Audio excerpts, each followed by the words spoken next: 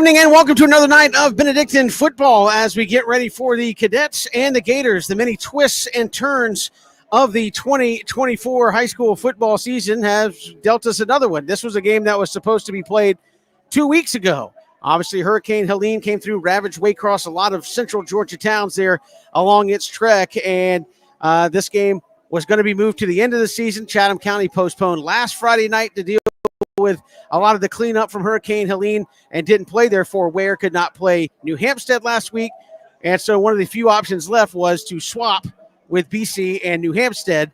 And hence, this was supposed to be a game versus New Hampstead for homecoming. Now it's a game against Ware County for homecoming, and New Hampstead will get moved to the end of the year. So, Christian, 2024 has been anything but normal. You don't play who you're supposed to play. You have delays. You have weeks off. It's just been crazy, and hopefully after this latest miss this week, and we're certainly praying for the folks in Florida, but the rest of the high school football season, as far as we're concerned, will now dive into some normality here in mid-October. Right. The GHSA added another week to the regular season.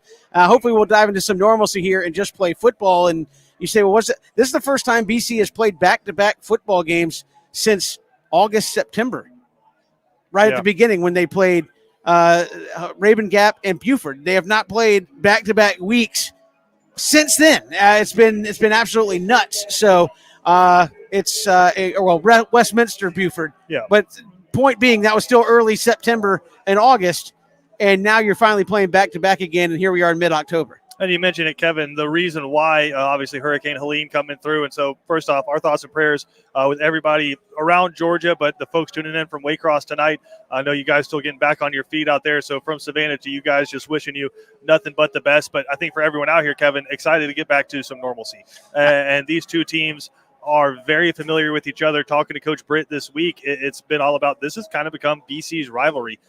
They've elected not to play in 3A against the other Savannah schools and decided to come up. Ware County with the shift where they cut off 7A, no more 7A, kind of got kicked down into 4A, and now teams that used to go out of their way to schedule each other will meet each other every year so long as this stays the region. So a rivalry game, two teams that have won state championships in the not too distant past, and a lot of really good athletes on display. And this is a Ware County team, Christian, much like BC, has had its own share of adversity. They did not go easy in the non-region schedule themselves. Right. They played a couple teams from Florida, I think went over and played Bainbridge.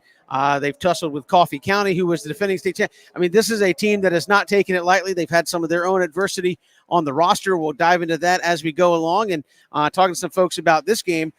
Maybe a team that now on paper might not be as good as preseason thought due to some roster attrition, and also a team that had this game been played 2 weeks ago was certainly in a lot worse roster shape than they are now in terms of health. Had a couple of folks that were banged up, and had they played 2 weeks ago, probably wouldn't have played. So this is a whole different scenario for both of these teams now that it's getting played tonight. Yeah, and again, it's what is your consistency like? What has your practice schedule looked like? There's been usually during a season in South Georgia, you're going to miss a week. You can just kind of go ahead and bank that with living in hurricane country, but it's not typically like this where it's just been so scattered. We have teams playing on Tuesday nights to avoid hurricanes or try to make up. I know it might have been Ware that ended up playing Wayne, but one of the teams ended up playing Wayne right during the middle of the week just to get it out of the way. I think it was Warner Robins actually that did that one. But still, it's been so scattered that typically as a high school football season starts, you play a couple of games to get started. You kind of get rolling, see where you're weak at if you play the kind of schedules that BC and Ware do,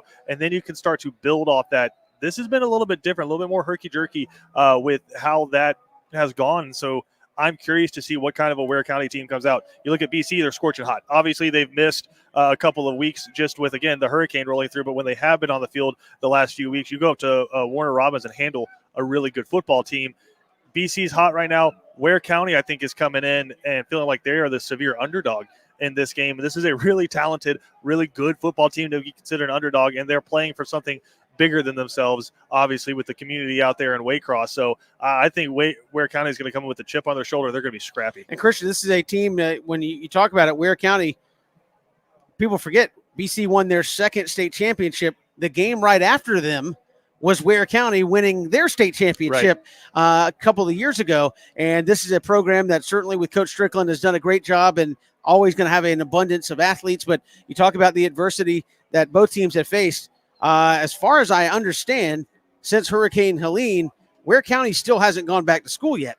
So they have been practicing and doing all of those things, but they still haven't gone back to school. And I think they're the last post I saw just around social media was, hey, we're going to come back after fall break, which for them was right around this time. So next Monday will be their first time actually going back to school in 2 weeks, if I was reading some of that correctly. So it's just been a weird high school football season. And one thing I can say, Christian, is as we've dived in, I think some of the things that we look at here that we thought, and you can do this with every foot, some of the things you thought in preseason and what they are now.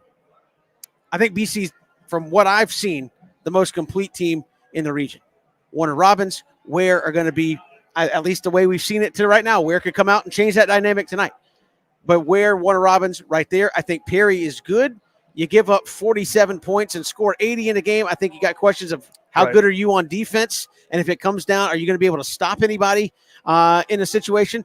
I think New Hampstead might be one of the best teams that might not make the playoffs, where it's like you look at Rashawn Truwell, he threw for 600 yards in a game. Set the Georgia single-game record for passing yards. And they weren't even close to winning because defensively they just could not get off the field when they needed to. And they're going to have a team that if you catch them on the wrong night, they can beat you. And then there's Wayne, who, again, is probably going to go 0-10, and it could be like the best 0-10 team that we've seen. So because they just had a murderous row and lost on so many guys from last year in a young team. So I think the region is good. Maybe it's not as punch you in the face as we thought it was going to be top to bottom, but it's still very dang good. And tonight, this is going to be a clash. Well, I'm curious. I think it might be that good. I just think BC is one of those teams that's caught their stride, and they're hammering folks right now. But when you look, again, if you had to guess right now, it's probably going to end up being, in some order, Benedictine, Warner Robins, Ware, and Perry that end up making the playoffs there. But as you mentioned, New Hampstead is a very good team that's going to fight for that. I think Wayne, we can go ahead and call that one. It's just been a tough season up in Jessup. But still, you look at one of these teams is going to be a 4 seed. And so potentially a Ware County hitting the road as a 4 seed, a Perry or Warner Robins or Benedictine hitting the road as a 4 seed is just unbelievable. So top to bottom, this is just, it's one of those regions where when they started shuffling things up with the GHSA, you were like, good night. 4 teams that have won a state championship in the not too distant past. It's tough and it's a murderer's row, but it's what you look at it, it's what you want, because when you get into it, this is going to be one of those regions where everybody makes it past the first round probably, and then you have a significant amount of teams making it into the Sweet 16, Elite 8 from there. So week in and week out, it's a playoff game. And again, some things I think you take away from last week, that was a big win on the road for BC against Warner Robins. Yes. Third Scroggins, huge ball game. Front defensive guys, the front, again, continue to play well. And then offensively, you went against a very solid Warner Robins team. And Danny Britt has talked about it. I know with you on the Danny Britt show each and every week, and talk with this post game. I mean, they found the run game. Yes. Stanley Smart went off. They were power running when it needed to, and you look back, and Stephen Cannon didn't have the statistical game that we're used to seeing from him, but they lined up and punched another team right in the mouth. And I think that's the complete package we've seen from an AJ DePhillips offense, where it's like, you want to take away a run? Fine. We've got a quarterback. We'll go right down the field. Right. You want to take away our protection game, and we're not protecting and we can't get guys open, fine. We'll run you sideline to sideline and right at you and shove it down your throat. And I think for the first time really all season, we saw that from start to finish, where it was a close game at halftime, and then they came right out and just smacked them in the face. Yeah, so 2 things I want to talk about. You mentioned Third Scroggins on the defensive side of the ball, 8.5 sacks in the past 2 games. Gotta play. That's pretty good in the 5A level. But at the same time, you mentioned the offense. Stephen Cannon last week, I believe, was like 10 of 22, had 202 or so yards in the air and 3 touchdown passes. One of those was questionable as whether that was a pass. It could have been a lateral and been a 75-yard running touchdown. But either way, he's distributing the ball well. And what I think is cool is more so than with Holden Gerner, more so than with Luke Kromenhawk, this has become a true RPO team. I mean, basically what Benedictine's done the past 3 weeks is they're running the triple option out of the spread, right? You'll have 2 wide receivers on either side, a running back on this hip, and you have the quarterback reading, and whether or not it's a good run lane or not, if it's not there, he's pulling it, and then he has a tight end streaking across the middle, or he has a bubble screen coming this way that he can hit. So he has 3 options every time, and also he can take off with his legs. So what Stephen Cannon is doing, every now and then he's going to have a 300-yard game because that's what the defense gives him. Last week, Warner Robbins kept 3 guys over the top the entire game and said, hey, we're going to keep everything in front of you. BC said, cool, we'll take it 5, 10, 15 yards at a time and just chip away, get in the red zone, and then execute in the red zone. I think that was the difference in the game. But he's executing a triple option offense, and he's doing it to a really high degree. So you see 10 of 22 for 202 yards. You're like, it wasn't overly efficient. It's like, no, to me, the completions that aren't on the scoreboard or are in the stat sheet are what really matters. That's when he decides to hand the ball off, right? Or when he dumps one off. There's a number of plays where he threw a bubble screen that was just behind the line of scrimmage, as I mentioned, so it was counted as a running play. But it's just he is distributing the ball like a point guard, and then when he has to, he can be a classic drop-back quarterback and deliver a strike 40, 50 yards down the field. So he's executing at a high level, and I think A.J. DePhillips, offensive coordinator right now, has found his pieces, and they go about 6 or 7 deep. You had 2 guys last week who had 1 touch and 1 touchdown. So, I mean, it goes 6 or 7 deep right now with guys they feel really comfortable getting the football to. And so now he can kind of be the Mad Hatter in there and pull the strings, and this offense is going to execute to a really high degree. And as they say at this level, you don't have enough bodies to cover all the options. Yeah. At a middling program, does Ware possibly, but even a top-notch program, sometimes it's like we have 1 good DB, we have 2 good DBs, do we have 4? That's not necessarily always the case to cover everybody out there for BC. We are cruising along here. This is the Barnes Catering pregame show, Pit Cook Barbecue since 1975. BarnesRestaurant.com to place your next catering order. I know some folks did that out in the parking lot. It is a homecoming Friday night here in Savannah, Georgia. Couldn't ask for a better weather environment for a game this evening. We'll talk about that and more when we come back here on BC pregame show, brought to you by Barnes Restaurant on WatchBC.com. Looking for authentic, traditional Southern cuisine for your next special event, reunion, wedding, or celebration in Savannah? For over 45 years, Barnes Restaurant is the most experienced, trusted caterer in all of Savannah. Rooms 50 to 5,000. No event too big or small. Barnes does it all. Online at barnesrestaurant.com. BC Brothers Moving is Savannah's most trusted moving service. From residential to commercial to packing supplies, BC Brothers does it all. Let BC Brothers energetic, trustworthy for you. Check out BC Brothers online at bcbrothersmoving.com or give them a like on Facebook. And then along came Walker Jones. Mom and Dad drove a Chevy. They're Mom and Dad too. Generation to generation, Chevrolet is America's heritage brand. And the best place to buy your Chevy is Walker Jones Chevrolet. They'll treat you like good friends and neighbors should. Hi, I'm Joe Drawdy. I'm the General Sales Manager at Walker Jones Chevrolet. We've got it all. Why shop anywhere else? Chevy. Together, let's drive. Walker Jones Chevrolet. Memorial Drive in Waycross and online at walkerjoneschevy.com. Ace Hardware is celebrating 100 years of helpful, and Island's Ace Hardware is Savannah's own. 318 Johnny Mercer Boulevard in Wilmington Island. They're our hometown, locally owned Ace Hardware. From A to Z, they've got it all to help you get things done. Island's Ace Hardware is a proud BC sponsor. Ace is the place with the helpful hardware. At Benedictine alumni-owned Stacked Firewood Delivery, we're all about the best premium firewood, conveniently delivered in manageable stacks at the right price. We're talking kiln-dried, pest-free firewood. You see, our custom stack is equal to about 10 fires. Choose oak, cherry, hickory, or mixed hardwoods. Stacked Firewood Delivery. Go to stackedwood.com. That's stackedwood.com. Welcome back here on the Barnes Restaurant pregame show as we count it down to BC and Ware, and an absolutely perfect night for football. It's a Christian Gokel night here at the stadium. Why? Upper 60s at kick, not a cloud in the sky. He's ready to tackle somebody, throw the pads on, and go get after it. But, again, you're back at home for BC. You haven't had a lot of home games this year so far, and homecoming at that, a great crowd tailgating across the way, and going to be a great atmosphere tonight right here inside Memorial Stadium. Yeah, you mentioned it. You know the weather is great when the sand gnats are just eating you alive. And I was down on the field pregame talking to Coach Britt. We'll have that interview here in a little while. But, the sand gnats, they're back, and they're back with a force. So the days of 90 degrees continuing into the night are long gone. It's absolutely perfect outside for you and for the sand gnats. Hey, the sand gnats love good weather as Savannah, well. the former home of the sand gnats. That's right. Now the bananas. Again, we talked about it a lot about the offense last time. Let's talk about this BC defense. And I know as much as you focus on it, Coach Britt and Galen Houston probably don't get enough credit for how good that defense has performed.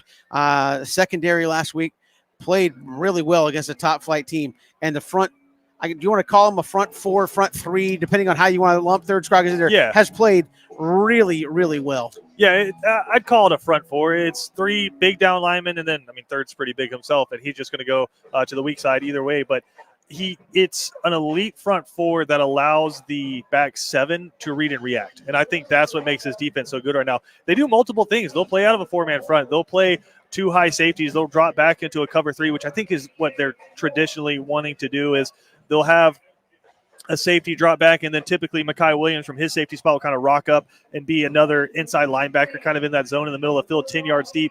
But it's a lot of really talented athletes, but it all starts with those four guys up front. I think Cam Cody is someone who's had a great past few weeks and someone you have to watch out for, but it's a talented unit. And just like with the offense, I think they're really starting to catch their stride, and Coach Howson and Coach Britt are starting to figure out what the best spots are to put them in. We are counting you down towards kickoff. We're going to step aside while we have the performing of our national anthem here at the ballpark. We'll come back. We'll have a word from Danny Britt and continue counting you down here on the Barnes Restaurant pregame show. Pit Cook Barbecue since 1975. Go to barnesrestaurant.com to place your next catering order. You know, Christian, after a day of the hottest sports in town, sometimes you just gotta unwind. Yeah, Kevin, and the perfect place to do it, Cool Vibes Pizza and Wings. That's because Cool Vibes offers delicious pizza, wings, sandwiches, and salads, all with a Jamaican Caribbean island twist. And the atmosphere is 100% kicked back. No worries, man. Plus, they're the home of the Oxtail Pizza. Cool Vibes Pizza, 4501 Montgomery Street, Savannah. That's coolvibespizza.com. Cool with a K. Come on and unwind at Cool Vibes. When it comes to blocking all the obstacles that life throws your way, let Vernon Williams and Auto Owners Insurance help you dodge the hits, analyze the playing field, and run the ball all the way home. We shield you so you can have peace of mind when it comes to auto, home, life, or business insurance. As one of the oldest and most respected independent insurance agencies in the Southeast, we know what it means to stand behind the people we protect head on. Trust in the power of the shield since 1934. For more information, go to thepoweroftheshield.com. Looking for authentic, traditional Southern cuisine for your next special event, reunion, wedding, or celebration in Savannah? For over 45 years, Barnes Restaurant is the most experienced, trusted caterer in all of Savannah. Rooms 50 to 5,000. No event too big or small. Barnes does it all. Online at barnesrestaurant.com.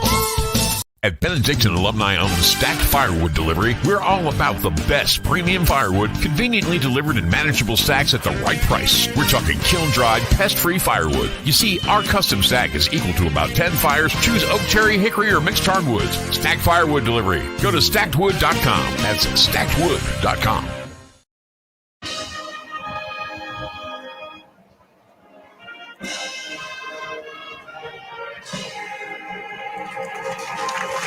Welcome back here to the Barnes Restaurant pregame show. The Ware County Golden Gator Band across the way performing tonight's national anthem as we count you down towards kickoff here this evening, and kind of continuing that thought defensively for BC. We've seen these games last couple of meetings have been defensive struggles. Of course, everybody remembers the Holden Gerner, Thomas Castellanos battle there that those two had here in Memorial Stadium. What kind of game are you expecting tonight? Defensive, offensive? What are you looking at? I think it's going to be a defensive struggle in the first half. I think Ware, again, they're a very talented team, a very fast team, athletic, long on defense.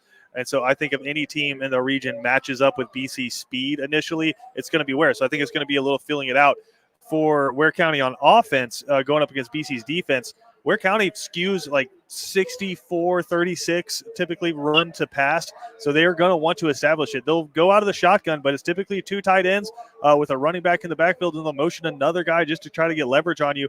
But I think it's going to be a filling out process in the first half. And BC, they better buckle their chin straps because it's going to be coming straight at them, and it's going to be a downhill running attack. And again, this is a team in Ware County that is playing for a lot more than a win on a Friday night. Absolutely, and this is a team that has been through a lot of adversity. We talked about certainly the Hurricane Helene impacts. This is a team that a couple weeks ago was very beat up and probably used the off weeks to get healthy to play this game, and a team, Christian, that has been without kind of their leader on offense all season long, and their starting running back who's going through cancer treatment. So our prayers are certainly with that young man. So it's been a season of adversity for Ware County. Yeah, and his younger brother, R.J. Boyd, I believe, the running back, and his younger brother stepping in now as the running back for Ware County. So a really talented bunch, but obviously our prayers again with him as he goes through that battle. But again, I've heard this from multiple coaches, and so take it what you will. I believe his commitment to NC State is still being honored.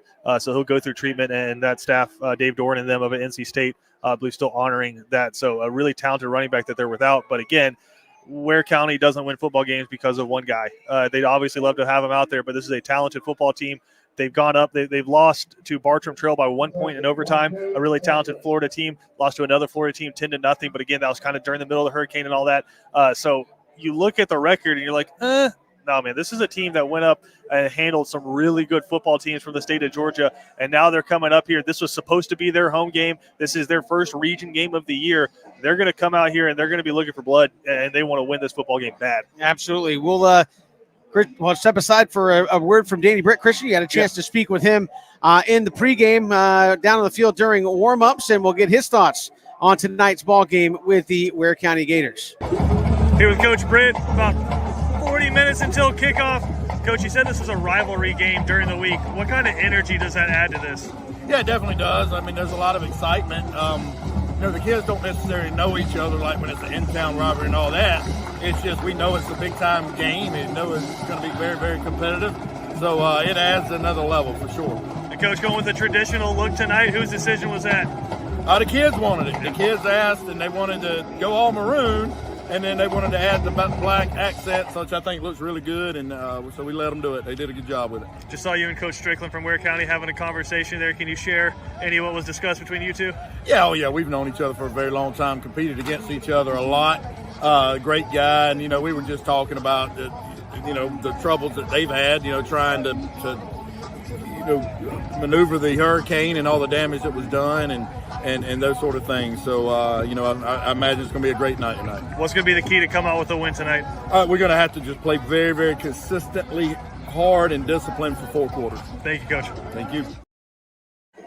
That was Coach Danny Britt talking with Christian Gokel prior to tonight's ballgame. Obviously, this has become a great rivalry between two South Georgia teams that have excelled at the highest level, especially here recently. And, yeah, when you play a game like this, execution is paramount. Sure. It isn't every game, but when you play a top-level team, whether you're talking Warner Robins last week, whether you're talking Perry, whether you're talking BC, every team that comes to play the Cadets is going to say we have to execute at a high level or we're not going to win. And I think that's certainly a big key tonight. Yeah, and again, it's missing just one assignment. You could fill all the gaps, but if one linebacker takes the wrong angle, they're going to take this one to the house. So it's not a team that you're going to be able to outspeed or just out-physical. It's going to be whichever team can execute. And what I talked to Coach Britt about, which I think BC did a better job of last week than Warner Robins, was penalties and third downs. I know you were on the call last week, Kevin. It seemed like Warner Robins was always behind the sticks because of pre-snap penalties. At the same time, BC avoided those for the most part. I think Coach Britt said they typically have to run fairly long sprints in terms of penalties. He said there was 8 called penalties. He only made them run for 4 of them. So the other 4 kind of questionable from the officials in his mind. But he executed clean, and there weren't any mental mistakes on the penalty side. Third downs also in this one I think are going to be big. If Ware County can come out and stay in those 3rd and 2 to 3rd and 4 scenarios and pick those up, not only is it going to keep their offense on the field, it's going to keep BC's on the sideline. So if they can eat up clock, execute, this is going to be a very close game into the 4th quarter. Yeah, I expect a close game unless, as you said, BC can do some of those things, get a turnover, and extend Ware's defense early. I think Ware playing from behind is going to be in BC's favor. A couple years ago with Thomas Castellanos, you could play from behind. I think this is more of a BC running team. Went up 3 scores in that game, and they just came steaming right back in about 2 minutes. It's not the same kind of offense for Ware. Yeah, I think this is a team that would like to keep it close and try to be there at the end. So region game number 2, I think, again, you start talking about benchmarks. You start off beating Warner Robins. You start off beating Ware. You'd be 2-0 in the region. Yeah. You only have so many games left to play in the region. You can start saying, okay, have we done enough to possibly secure at least a playoff berth? And it'll get there quick if you're BC. But obviously you beat 2 of the presumed big dogs with you in the first 2 weeks of region play. You got to feel good about the direction it's heading. Yeah, if Benedictine can win this game tonight, I know it's early, but if you win this game tonight, you have taken down who you thought were your 2 biggest competitors to win their region outside. Maybe Perry could be up there too.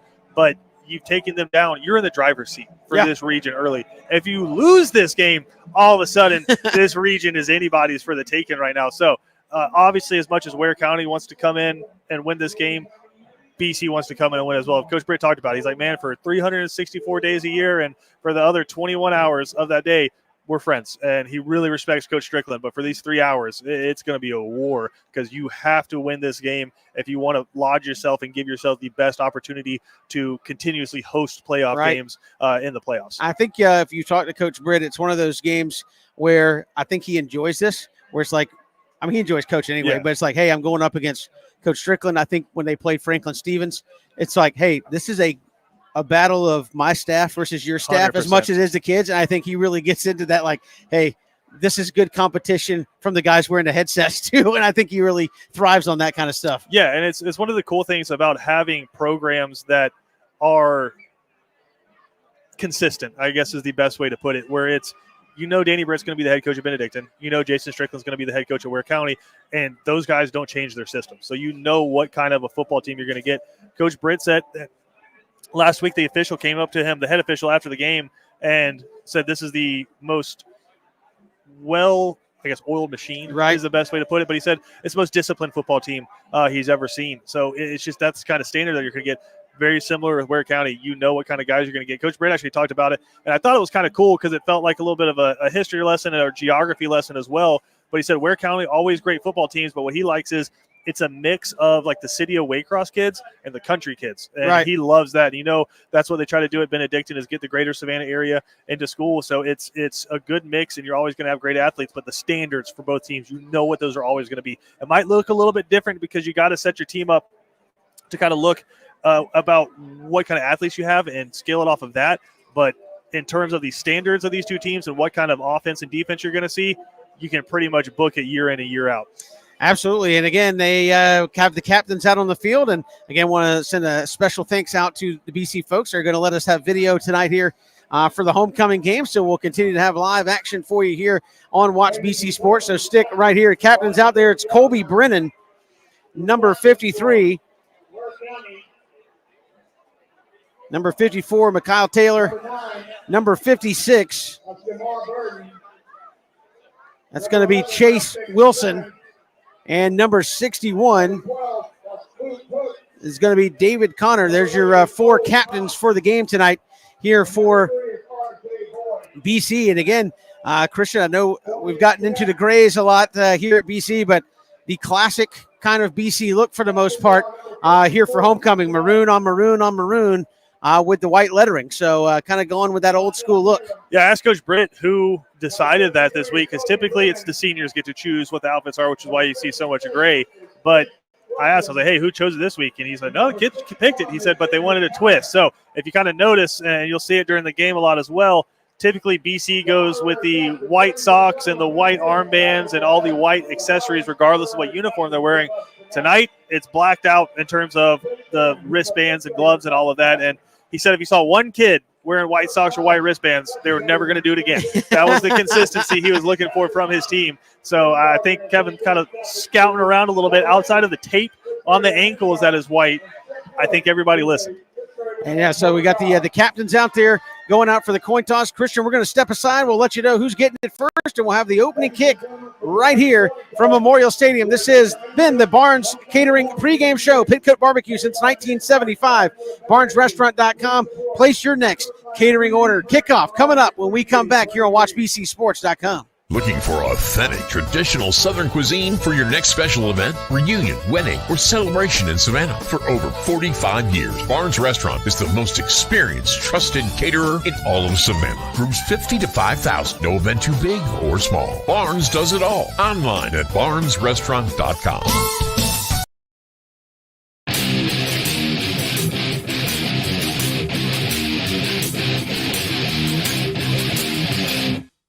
Tradition, honor, a culture of excellence.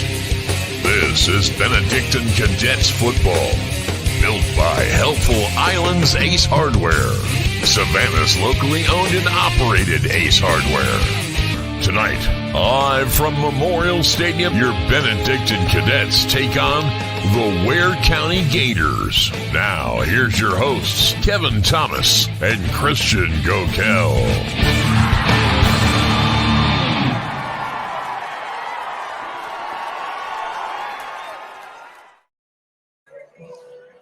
Welcome back here to Memorial Stadium. And again, we are awaiting the captains. I think we're in a TV timeout here, Kevin. We can still, we got to wait so they can get the coin toss down. We are TV right here. We're not waiting for anybody. So the captains awaiting. Ware is decked out in all white with the gold helmets and the green letters. Great. From my man, PJ Zuko. Great uniform game.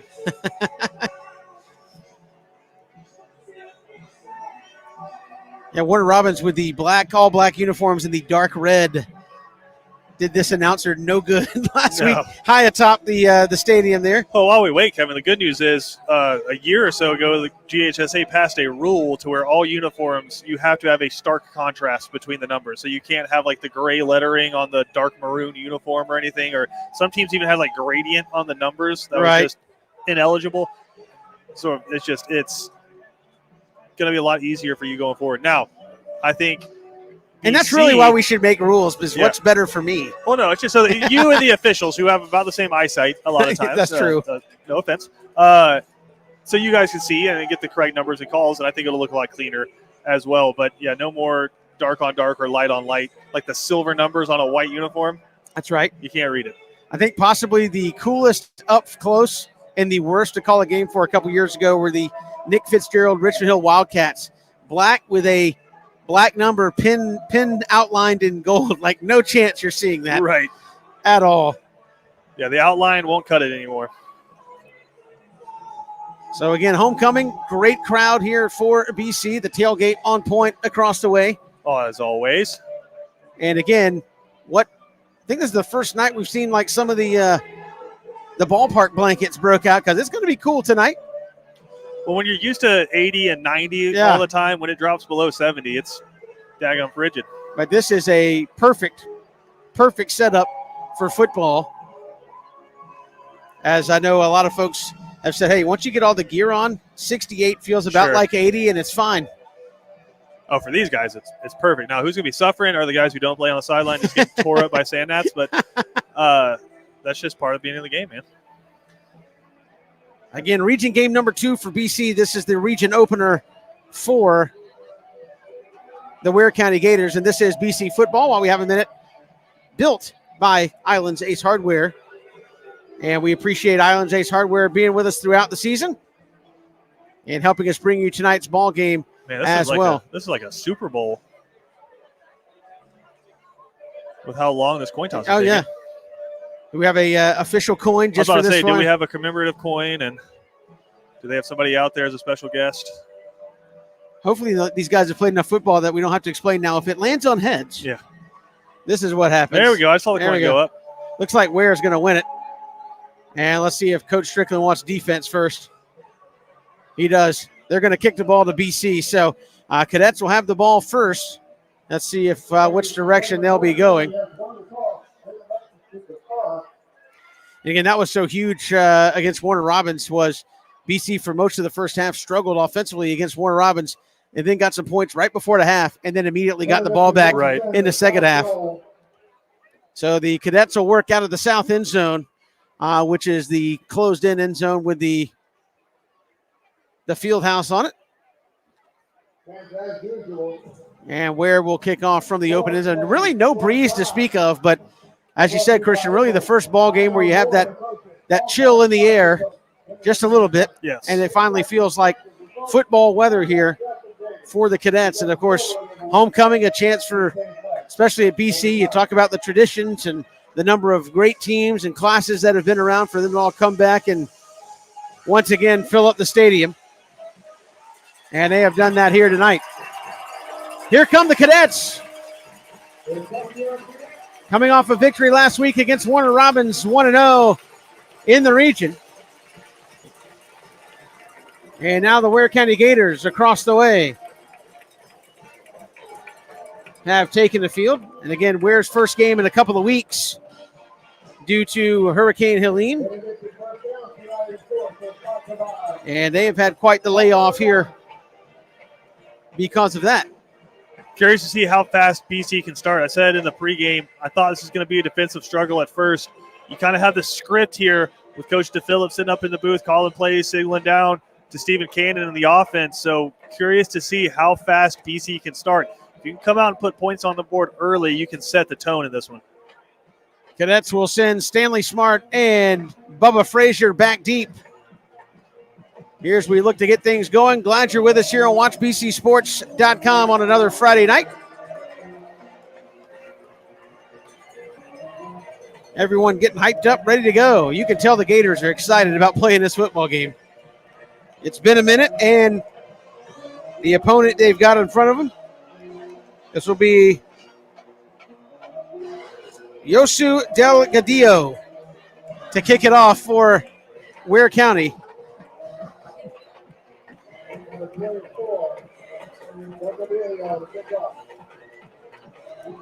And the senior will get us started here from Memorial Stadium.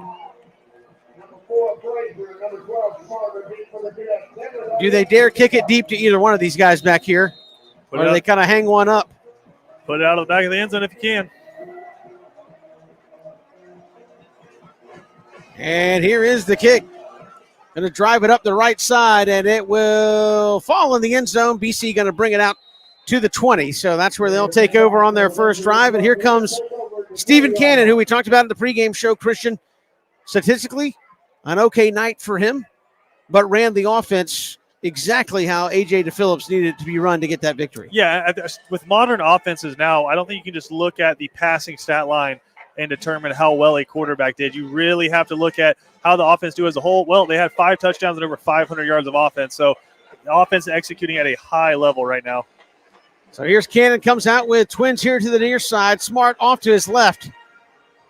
Bubba Frazier soloed up at the top of your screen. Here on first down as the Gators come out in that 4-3 look.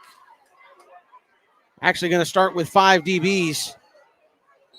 And they'll walk a linebacker in.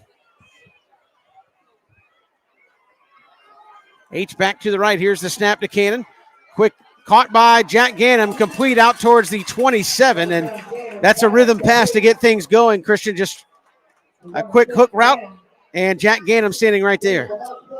Yeah, Kevin, just a good quick pass there from Stephen Cannon. Again, he's taking what the defense is giving him. That time picking up 7 yards there and setting them up with a manageable second down. Yeah, 2nd and 3 here for the Cadets.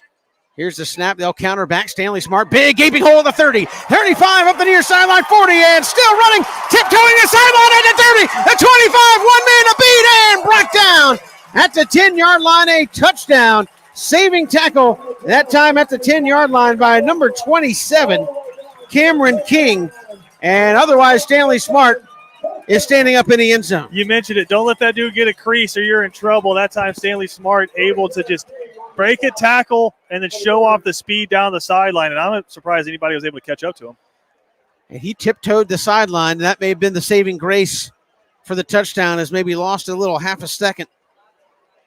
Trips up top now on first down and 10 from the 10. Cannot get a first down, so it's 1st and goal officially.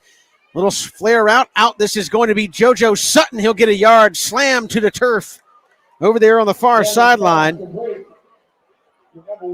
He was brought down by Kareen Moore.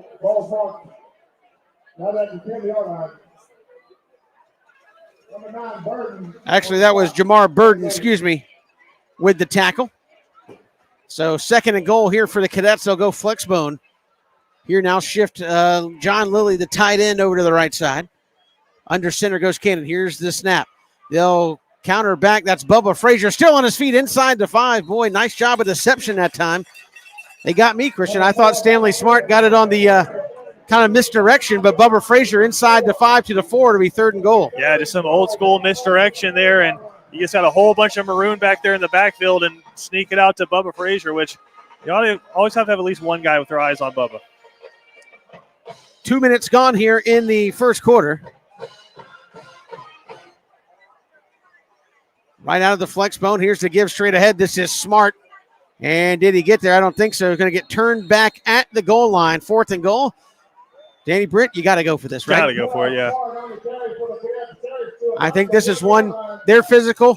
We're physical. You set the tone early. Guys, if we can't get 6 inches here, they're going to go 99 yards. But, guys, more importantly, why can't we get 6-7 inches for a touchdown? Right, and again, it's all the analytics say go for it, but just as a football coach, this is one of those like, all right, who's tougher? Now, of course, you always have the second guess in the back of your mind, like, man, 3 points is 3 points. You also have a 6'3" quarterback try to lean across. Let's see if they let Cannon run it in. No, they're going to go straight ahead. Stanley Smart, did he get there? Ooh, I don't know.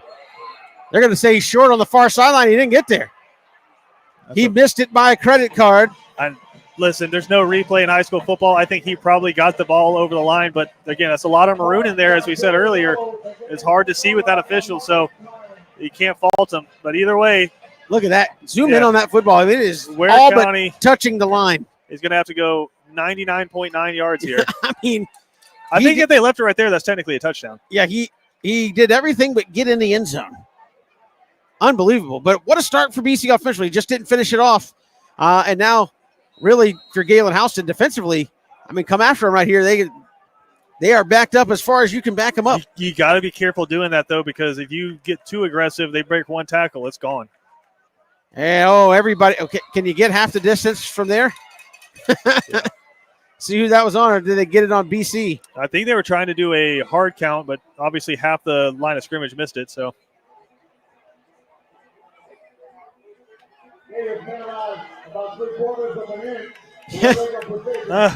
That's true. Cole, that's going to be Luke Hooks, the quarterback. Again, going for the hard count, but again, your right tackle, your right guard, and your left guard all stood up and moved as it looked like they were going to run student body left there and just jumped the gun. So as the PA announcer aptly said it, about 3/4 of an inch. I don't know if they got that on the penalty. Well, we mentioned, I know it's only 3/4 of an inch there, but last week against Warner Robins, those were the pre-snap penalties that kept Warner Robins in trouble. They're on the first play of the game here, Ware County.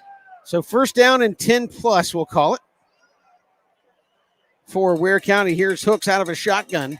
BC showing like they're coming after him. Here's the snap. Hooks looking. He's going to wind up. They're going to try a deep pass. Has a man, and it is just overthrown. Incomplete. Zach Maxwell in coverage. They were looking here up the near hash.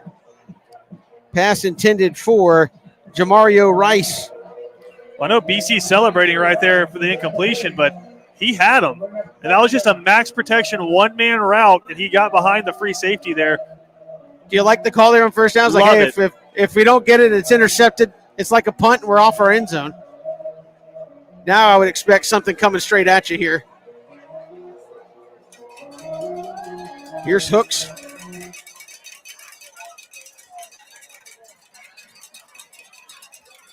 BC looks like they're playing it straight here, man-to-man on the outside. And Hooks is going to throw it again. Looking, he'll come to your side and going to throw a nice underneath route, and it's dropped. Had Jamario Rice running a quick underneath out and just didn't hang on to it. Yeah, he had his man wide open. I think he kind of double patted the ball. It can be weird in the end zone. You feel like that the back of the end zone is right behind you. If he had just hit his steps and stepped into that pass, I think it's a completion, but he kind of double patted it and let it fly, and it was just high and outside. Surprised they haven't tried to run it just to get it off of the end zone a little bit. I think BC is just showing so much pressure up front. They don't want to give up a safety right now. This is probably going to be a run if I had to guess. So here's Hooks. He's got Jameer Boyd to his right. A lot of pre-snap motion. They're going to throw it again. Hooks rolling here to the near side, looking, trying to buy some time, wind up, throw it way out of bounds. Did he get his feet? And a flag comes out. Ineligible. I was going to say, there was no BC player even close to that wide receiver, so I could have been holding or pass interference. Yeah, that was going to be close to a first down. That was a really great catch from the receiver. I mean, he was looking for, it was that Cole Cox. Cole Cox was stretched out about as far as he could stretch to catch that. Yeah. Or would you just punt? I mean, you can't back him up any farther. I think Danny Britt said, hey, we're going to decline it. Ineligible downfield. Ineligible receiver downfield on the Gators. Yeah, BC declines that. I mean, you really can't back them up any farther. Did they call it incomplete? No, it's ineligible downfield. Well, but I'm saying that if you decline the penalty, then the play should stand.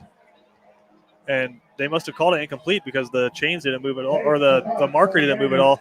That looked like a catch to me. But now you see why he declined it. Yeah. Punting from the immediate back of the end zone. Here is Ware County. Double safeties back for BC. A little low driving punt going to be caught. This is Makai Williams at the 30, makes a man miss, cuts back at the 25-20. Got a block. Can he stay on his feet? No, tripped up just inside the 20, and a touchdown saving tackle by Ware County's Jasper Bolds, or Makai's in the end zone, and now great starting field position here for the Cadets. Yeah, that's why you go for it on fourth down from your own one, is you trust your defense. Interesting, 3 straight pass plays from Ware County, as we mentioned before, a run-dominant team, but I think what BC was showing them on that line of scrimmage there, they didn't want to run into the teeth of it.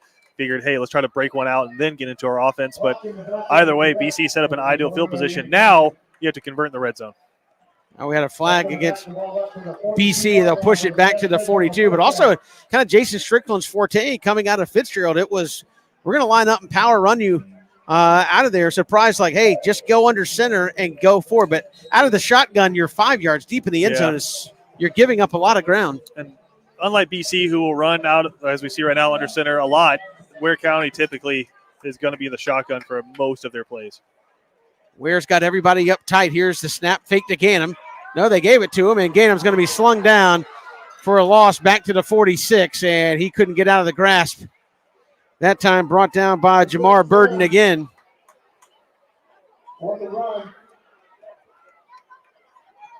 And Jamar Burden, a big-time recruit on that defensive line for Ware County. Bring up second down and 13 for BC. So Cannon out of a shotgun and 4 wide.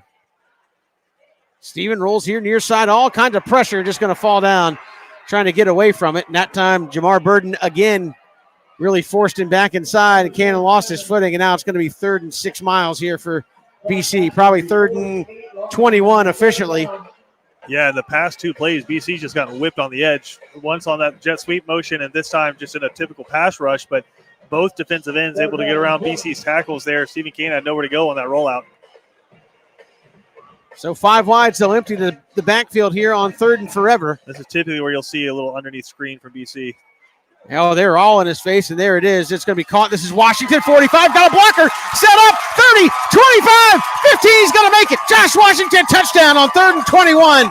Unbelievable play. And who was that? Was that Ralph Scroggins out there with the lead block? Way downfield.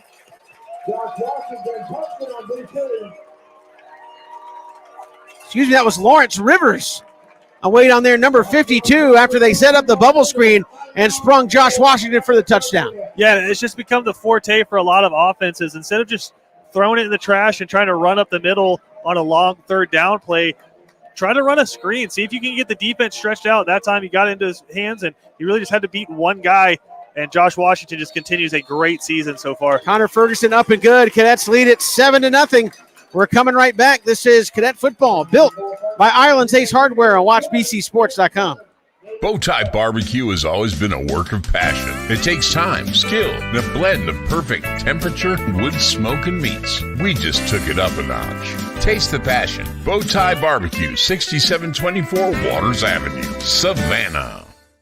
Ace Hardware is celebrating 100 years of helpful, and Island's Ace Hardware is Savannah's own. 318 Johnny Mercer Boulevard in Wilmington Island. They're our hometown, locally owned Ace Hardware. From A to Z, they've got it all to help you get things done. Island's Ace Hardware is a proud BC sponsor. Ace is the place with the helpful hardware, folks. We are back here at Memorial Stadium, and on 3rd and forever, a little quick underneath screen, and give Stephen Cannon credit there, Christian. Immediate pressure. It's one thing to say, hey, with the screen, there's going to be pressure. That was almost from the time he caught the football, and he had to get rid of it quick, and they turned it into a touchdown. Look, again, give AJ DePhillis, offensive coordinator, a lot of credit there. Again, Ware County, the first 2 plays of that one were just flying upfield. 2 times for negative plays, but that time they took advantage of the aggression from the Gators, dumped one off into the flats to Josh Washington, and as you mentioned, Scroggins was out in front of him. He had, I believe Bubba Frazier was out there as well, but 3 or 4 guys out in front, and it just becomes, can you make a one-man miss in space? And I'll usually bet on Josh Washington there. So Connor Ferguson to kick this football. And what a start there by BC. Really, Christian, shoulda, coulda, woulda, but it could be 14-0 right now. Well, I think you're in that position because you didn't get it the first time. So, the ball don't lie. BC up 7-0. Here's Ferguson. He'll drive it up the left side, and that's going to be way into the end zone. No chance of a return on that. 1st and 10 from the 20 is where Ware County will take over here on their second possession. Yeah, that hasn't been a guarantee from Connor Ferguson for the past couple of games. It's been hit or miss. There's been some in the back of the end zone, some landing a little bit short. That one almost made it to Effingham. So now let's see how Jason Strickland and Ware County operate here now that they have 19 yards and 2 3/4 feet with which to work from the first possession. I would assume we're not going to see 3 consecutive pass plays.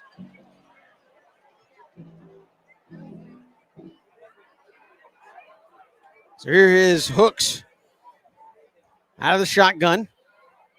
And he will give it to Boyd this time straight ahead. And he ran into Cam Cody, who held on for dear life and then brought him down.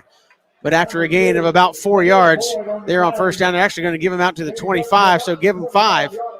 And that's more the Ware County football you've kind of come to expect to see here the last couple of years. Yes, that's what they want to do, is just kind of lean on you. And a really good job there, just keeping his feet moving there by Boyd. Now a little muddle huddle. They'll have Scroggins here to the near side, hand in the dirt. The snap, Hooks quick out, throws it. It's going to be caught, and that's going to be a first down before he's slammed out of bounds by JoJo Sutton. Pass is caught by Jasper Bolds, and they'll move the chains here for the first time tonight. Yeah, now we're seeing the Ware County offense. I know that one goes in the book as a pass, but that time you just motion a guy in. You have 2 or 3 more guys on that side of the ball than the defense has, and you just throw a quick pass out there, and all of a sudden it's just a toss sweep, right? And really good play design there from Jason Strickland and his staff. Hooks right back up there as Ware tries to get lined up. And they'll flip the H-back tight end over to the other side. Here's the give. This is going to be Boyd straight ahead. Makes a man miss. He's got a lot of running room. Ball's lowered to Boom. Oh. Hit Makai Williams. And that was brick wall meeting brick wall there at the Ware County 44. That's another first down. That was a great run by Boyd there, just picking his lane and hitting it. But Makai Williams, man, he just strikes people. That's what the coaches say. Is it's surprising. He doesn't look like he's moving that fast, but everybody seems to go the other way. But, Kevin, you can see early, even in these spread formations, BC's got a lot of respect for that running game, just leaving one high safety back right now. And a lot of pre-snap motion here. And now out of the pistol for Ware County. Hooks are going to give it to the tail of the pistol there, and that's going to be 3 or 4 yards off to the left. Trying to see who that was they brought in. Number 14 on the carry for the Gators. It's going to be Tyshawn Franklin, listed as a tight end on our roster, but looked pretty good toting the rock right there. Yeah, again, they just motion themselves into an advantage to get more guys going to one side than you have, and they're going to run it there. Now the second down, snap to Hooks. Maybe a little bit of a busted play there as he rolls out here near side, has a receiver that's going to be caught. That is Cole Cox, and he'll have the first down in BC territory for the first time tonight are the Gators, and they'll move the chains again. Yeah, for Ware, a lot of times it's not 30, 40 yards at a time. It's 5, 10, and they're doing a good job of staying in front of the chains right now, mixing in that run game and just very efficient in the passing game. Hey, Christian, you talked about it a minute ago, but I think even when we played teams like Beaufort, Ware County is showing a lot more pre-snap motion than we've seen from pretty much anybody the Cadets have played. Well, you got a quarterback who's been there for a while now, and you have a coach that's very confident in his system. So here's the snap on first down, and they were going to give it to Boyd, but a flag. Looks like it's going against BC with somebody offsides. Yeah, so someone jumped. Usually they won't stop the play unless it's like clear he had jumped and had that advantage. So that'll make it 1st and 5.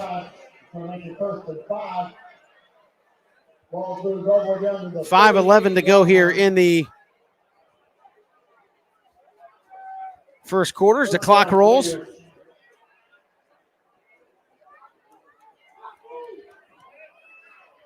As again, we're very deliberate here on offense. They motion both tight ends that time. They give it to Boyd near side, and he's going to make a man miss, have a first down inside the 30, and a nice run and cutback that time from Jameer Boyd. Very patient running there as well, and a good job by that line holding their blocks, letting him find the hole, and all of a sudden, Ware County's moving into scoring territory. Both teams with excellent kickers.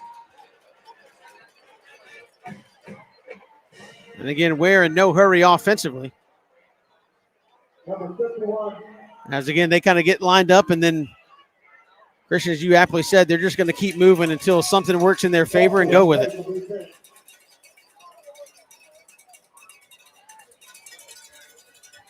Hooks with the snap, looking here to the near side, now going over the middle. It's caught and pushed out of bounds. Going to be caught by Jamario Rice running underneath. The number 23. That's right. So it'll be 2nd down and about 6 here for Ware County, putting together a nice drive. BC's defense going to have to bow their backs here. And honestly, I still think Ware, especially the quarterback position, is just playing a little bit tight right now. He's not hitting his drop and then delivering the ball, feeling a little bit rushed, where I think his offensive line is doing a really good job right now. Once they settle in, I think this offense kind of has a scheme right now they feel good about against BC. 4 or 5 yards at a time. Hook's going to motion man across the formation and give it to him. This is Rice. Cutting back, he'll have the first down. He caught the last pass and took the next run. Now some extracurricular, way out of bounds. And that's got to be against Ware County. They were at 2-3 seconds after the play and way out of bounds. We're going to have to see because there was... They were locked up and not stopping. It looked like the Gator who got suplexed, though. Let's see who they call it on. You could tell after the play it was full speed well into the Ware bench. Yeah. Listen, when you get pushed back, eventually you take that personally. Personal foul against Ware County. That hurts a lot. Oh, we're going to be offsetting. Okay, that's probably a good call. They showed it against Ware County. They haven't marked it off yet. I thought they were calling offsetting. It looked like they were going to, but again, I think what got it for BC is that the Ware County defender was driving out of bounds. Had it been maybe more even, might have had offsetting, but I think the suplex happened after they got kind of well into that bench.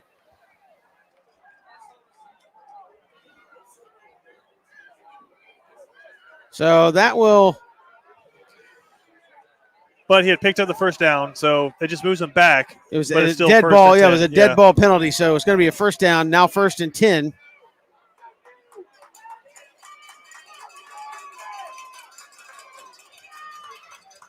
Here for the Gators, 3:50 to go in the quarter. Cadets trying to get off the field here. Offense has played really well in their 2 possessions. Defense trying to back them up here on the ensuing drive.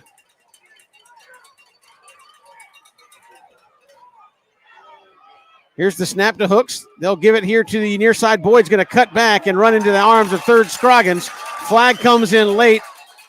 Either somebody was holding or somebody got a face mask in there. Usually is what that one's going to be. Yeah, anywhere in there. But BC that time going with 4 down linemen and walking up 3rd Scroggins. So really 5 linemen there. I think they have point against BC. A personal foul against the Cadets. Feels like a makeup call.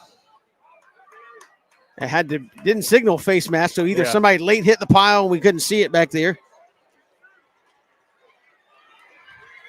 And that will give Ware a first down at the Cadet 18. We were talking about that this week on the Danny Britt show. It's interesting that flag came from the Ware County sideline.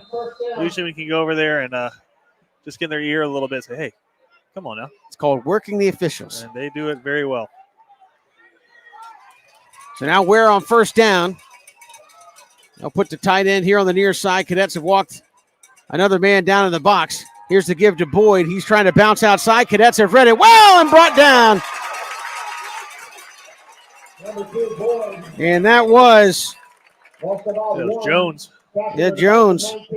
Isaiah Jones coming in and really making a nice stop. Yeah, and again, I really think Boyd does a good job of being patient. I think that's what they're talking to him on the sideline about. But eventually, you got to pick your hole and just hit it. Even if it's for 1 or 2 yards, you can't dance in the backfield for that long against a talented team like BC. So 2nd and 12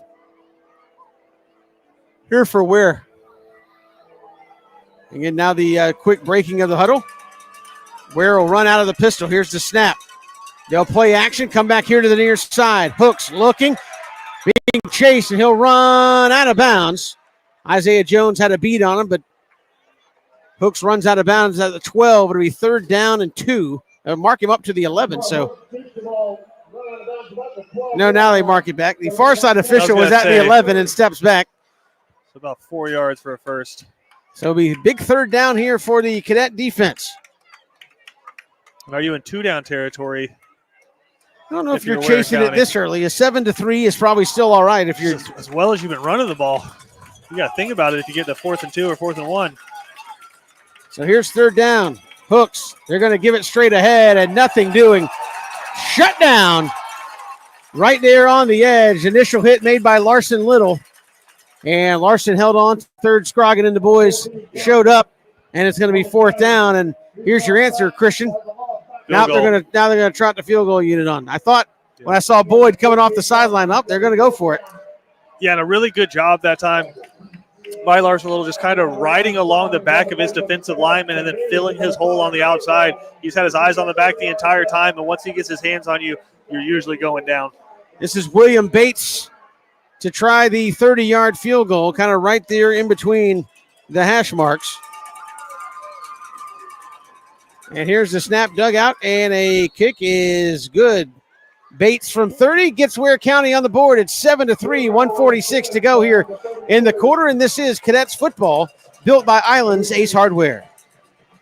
Ace Hardware is celebrating 100 years of helpful, and Island's Ace Hardware is Savannah's own. 318 Johnny Mercer Boulevard in Wilmington Island. They're our hometown, locally owned Ace Hardware. From A to Z, they've got it all to help you get things done. Island's Ace Hardware is a proud BC sponsor. Ace is the place with the helpful hardware, folks.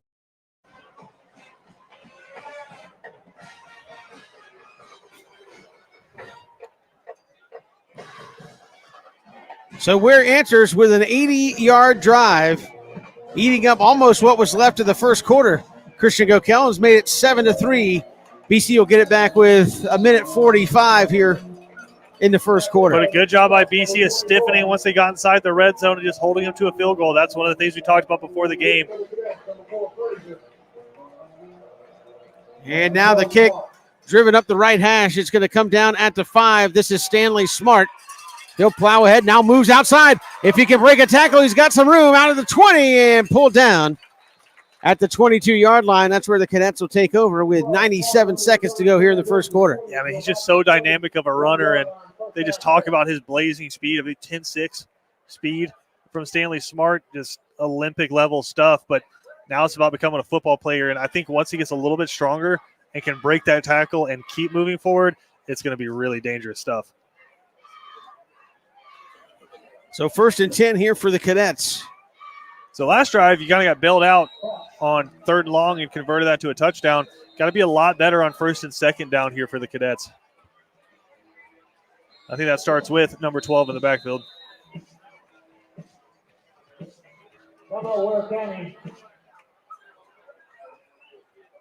Ware County timeout? Ware County take a timeout right after the kickoff. So it looks like. Now have enough personnel. We'll take one with them while we got the chance. This is BC football built by Islands Ace Hardware. Bowtie Barbecue has always been a work of passion. It takes time, skill, and a blend of perfect temperature, wood, smoke, and meats. We just took it up a notch. Taste the passion. Bowtie Barbecue, 6724 Waters Avenue, Savannah. BC Brothers Moving is Savannah's most trusted moving service. From residential to commercial to packing supplies, BC Brothers does it all. Let BC Brothers' energetic, trustworthy team wrap it, pack it, and move it for you. Check out BC Brothers online at bcbrothersmoving.com or give them a like on Facebook. Welcome back here to Memorial Stadium. Cadets leading at 7-3 over Ware County. Third possession of the first half here for the Cadets upcoming. And their last time they touched it, it was Stephen Cannon to Josh Washington for 60-plus yards and a touchdown.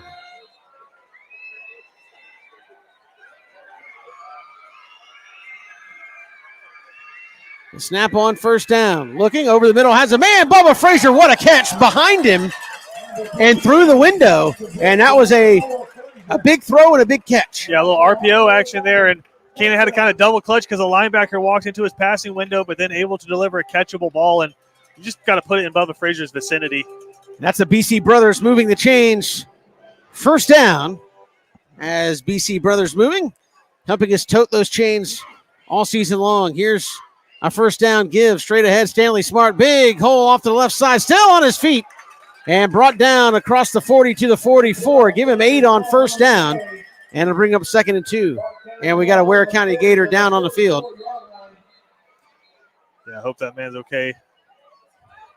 And I think judging by number 90 getting up next to him there, I think number 90 might have landed on him in the scrum. Got rolled up. Knocked the breath out of him possibly at least. You hope that's what it was. Yeah, that's the hope. But that single back formation has kind of been the new wrinkle that BC's added this year. I know the past few years with Bryce Baker and some other backs, they added that I formation with the toss sweep, but this year it's been the single back little ace formation with the tight end there and running that ISO play out of it. It's been really fun to watch. A little split zone out of it, can run a play action play out of it.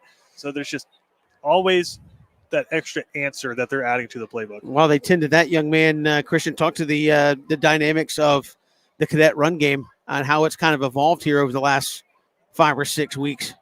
Yeah, I think it really started number one with Stanley Smart getting reps. This is his first time as the sole ball carrier, really the first time playing running back at the varsity level. So the more game reps he can get, the more it's going to develop. It also was with Coach DePhillips and the offensive staff figuring out what the best way to get him into space was. And it's not just him, it's the whole offense. They figured out that it's that RPO. It's making the defense not commit to anything. You have to play the entire field, and that's going to open up one side. Injured Ware County Gator is back on his feet. It was number 25, Markel Conaway, and I think I just got the wind knocked out of him. Had a big fella falling down on him, the bottom of that pile. It'll be 2nd down and 2 here for BC, just under a minute to go here in the first quarter.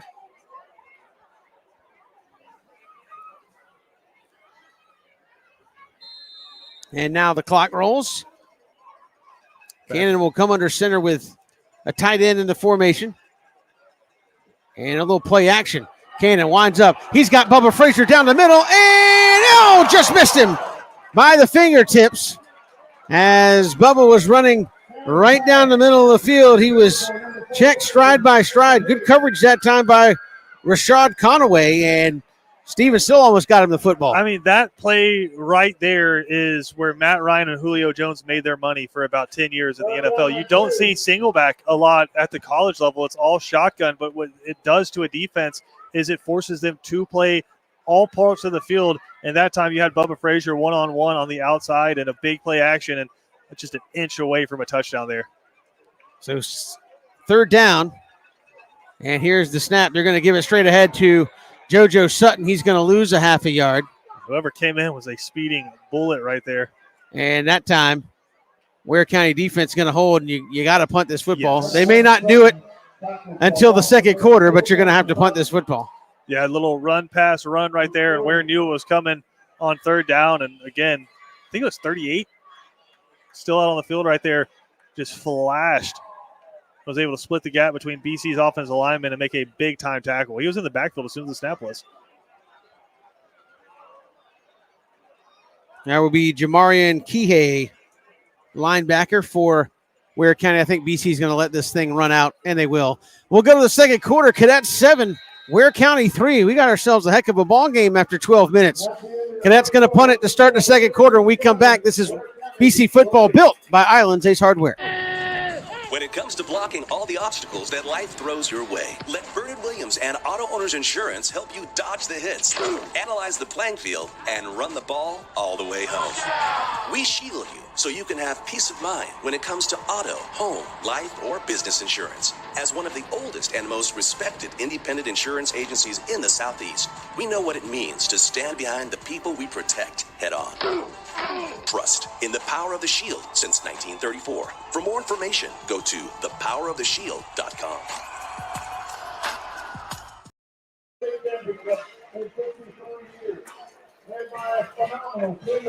Welcome back here to the Cadets and Gators as we get ready to start the second quarter.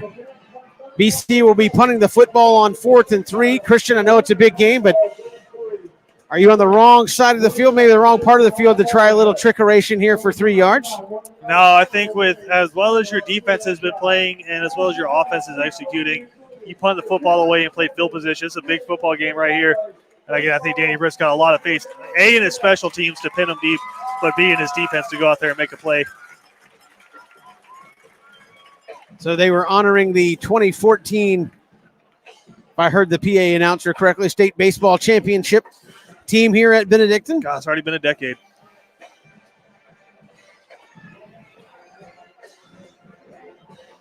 And we'll probably have some more of those here as it's homecoming.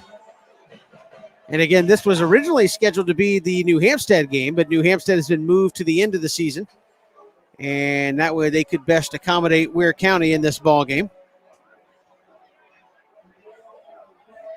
Yeah, I think what Coach Britt said was he gave a lot of credit to New Hampstead's Kyle Hockman, who was like, listen, I don't want anybody playing 2 games that last week of the season to make up region play. Let's shift some stuff around. I think New Hampstead basically switched their game with Ware County to make this one happen. And now New Hampstead going to hit the road to take on Ware County at Ware County this season. So some switching going around, but it's just you appreciate all of the coaches kind of putting away ego and I guess winning to the side and just trying to make it as fair as possible for everyone. So here we go, starting the quarter. It will be Connor Ferguson on to punt here for BC. It's 4th and 3 officially from the BC 44.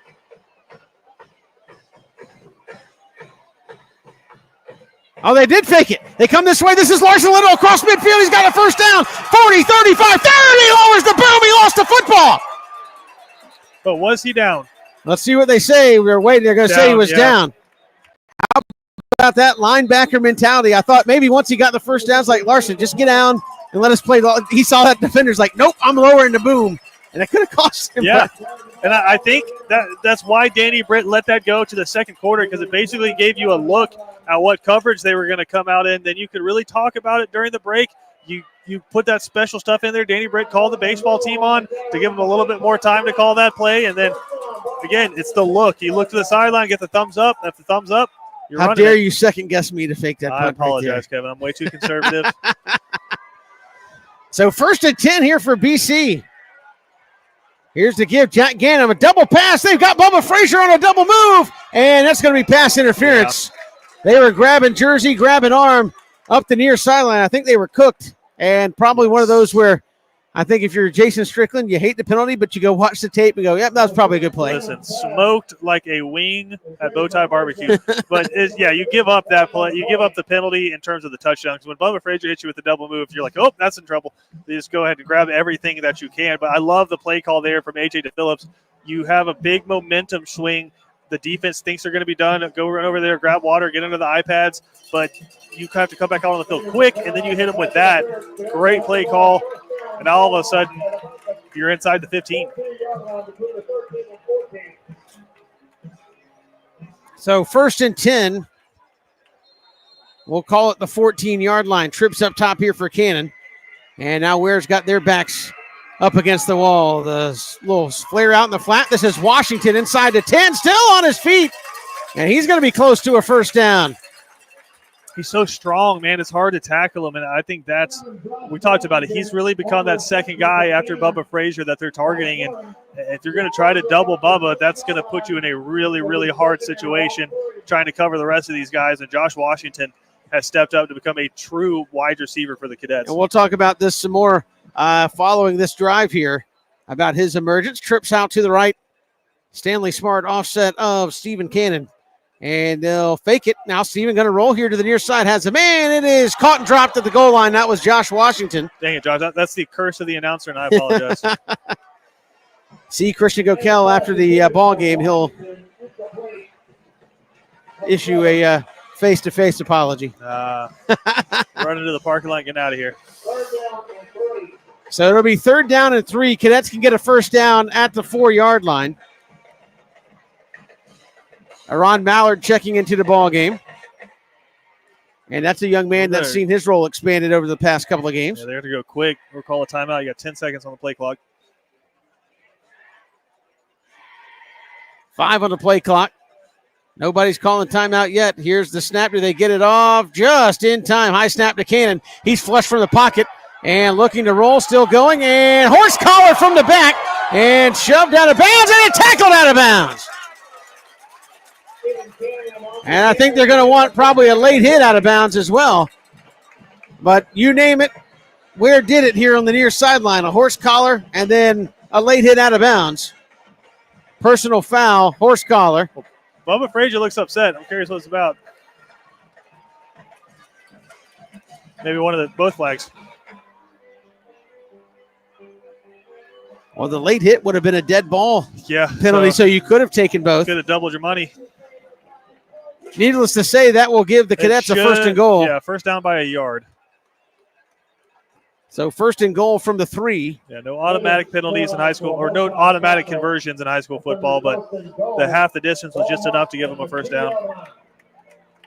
I was impressed Stephen Cannon was able to keep his feet. Yeah, he's proven to be very slippery when he has to leave the pocket. Now this looks like this good old South Georgia power football here from 1st and goal from the 3. Here's the end around coming at you. Can he turn the corner? In there, Bubba Frazier, and I think they're going to get Jack Gannon for a hold before Bubba turned the corner. So this is going to go against BC, and that's going to back him up. And that'll drive Danny Britt nuts. It's hard to hold on that play because you're not really getting out into a zone. You're just kind of creating a wedge in a wall. I wonder if he tried to turn his guy out towards the sideline. And that's what I was one as a coach where it's like you kind of get it if you're running like a long stretch play out of the shotgun or something like that, but where you're really just kind of going ankle to ankle with your guys, that's tough. So it'll be 1st and goal. 1st and goal all the way back at the 12, maybe the 13. 1st and goal from the 13. Haven't seen this formation from the Cadets too often. Here's Cannon. He's going to step forward and has a man caught. Somehow found Bubba Frazier amongst the traffic there at the 5-yard line. That's a lot of trust in your receiver, and that's one of those ones where Danny Britt's on the sideline saying, don't do that. He's already bitten Stephen Cannon a couple times this year, throwing back across his body, just trying to make a play. But I guess if it's number 4 sitting right there, you feel pretty confident. So 2nd and goal from the 5. Here for BC. Cannon going to go back under center here. And they'll give it end around. They'll run that play again. This is Bubba Frazier brought down. Good defense. At the 3-yard line. Tackle going to be made there by number 6, E.J. Methuselah. And I'm curious, if we have any Ware County fans in the chat, you can answer this for us. Bates is the kicker for the Gators. Curious if there's any relation to Henry Bates, who was the Ware County kicker not too long ago, now I believe at the University of Georgia. I would say there might be a strong possibility. Without knowing, I would say there'd be a strong possibility. Any relations? So this is 3rd and goal. They'll play action. What a move by Stephen Cannon. Touchdown. Boy, he faked everybody out. Yeah, that was an old Peyton Manning naked bootleg. Nice play there by Stephen Cannon. And again, he sold the play action big time. And BC goes up 13-3. He had me faked. I was like, why is Stanley Smart not diving into the line? That's because he didn't have the football. I think he faked out everybody in the stadium. So now Connor Ferguson ready for the point after. And it is up and it is good. 14-3. What a drive there by BC. All kind of recapped with that fake punt to start the quarter. And BC takes it about 4 minutes into this quarter and puts some points on the board. 14-3. We're coming right back here on WatchBCSports.com. Cadets football built by Islands Ace Hardware. Ace Hardware is celebrating 100 years of helpful, and Islands Ace Hardware is Savannah's own. 318 Johnny Mercer Boulevard in Wilmington Island. They're our hometown, locally owned Ace Hardware. From A to Z, they've got it all to help you get things done. Islands Ace Hardware is a proud BC sponsor. Ace is the place with the helpful hardware, folks. We're back here at Memorial Stadium. Cadets up 14-3 on the Stephen Cannon touchdown scamper. And now they'll kick it back here to Ware County. We have confirmation on the Bates-Bates relationship. William Bates is Henry Bates' little brother.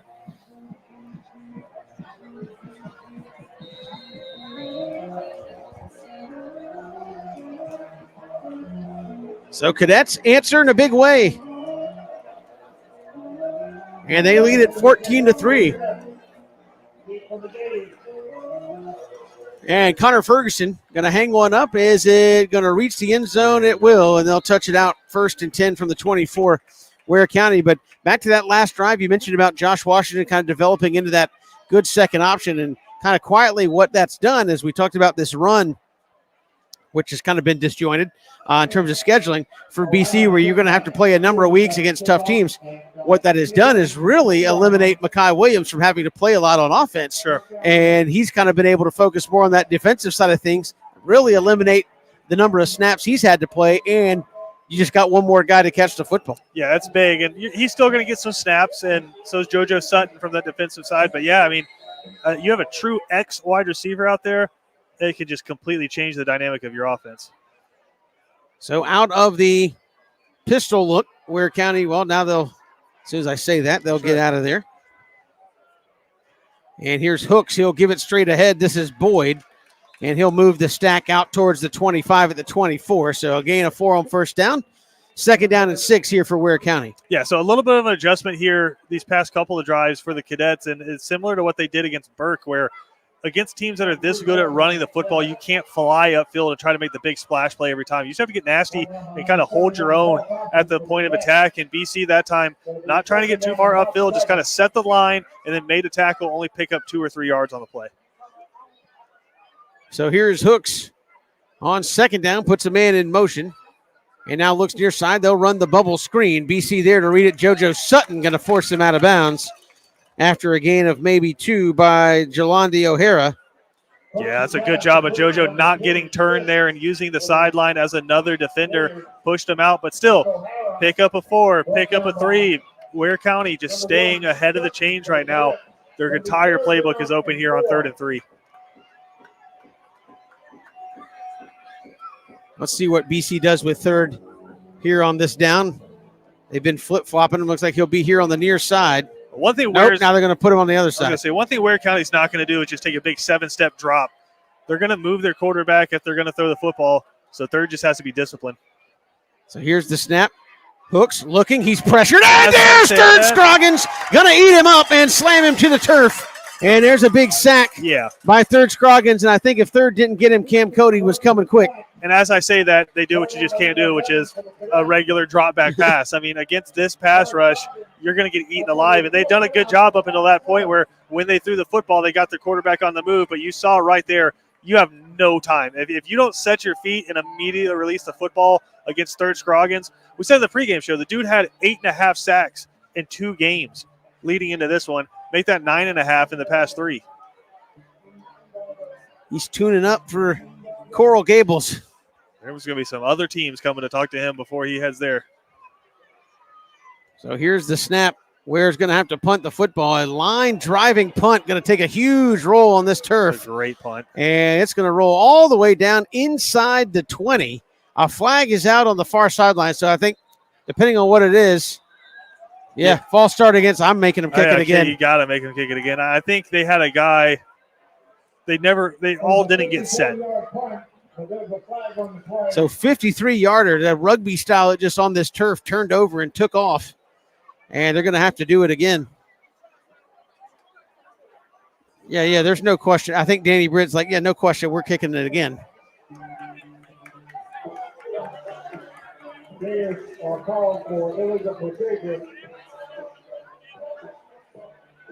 So that'll back him up 5 yards.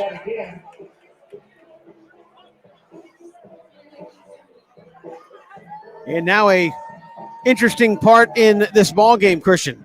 If you're the Gators, you really haven't slowed down the Cadets offensively.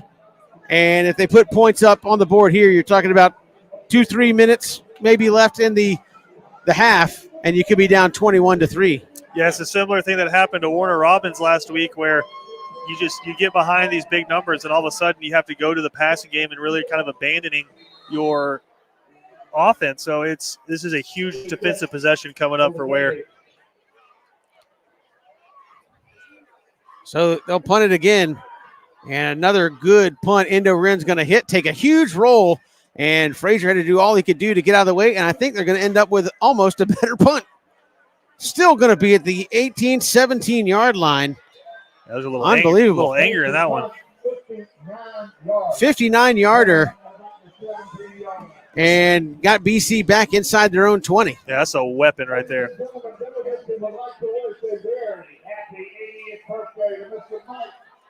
So a big possession here for both teams. If you're AJ DePhillips, obviously with a 2-score lead, you can run your offense. But I think you also know, hey, we either need to burn clock and probably more importantly, put some points on the board going into the half and maybe take some of the wind out of the sails here.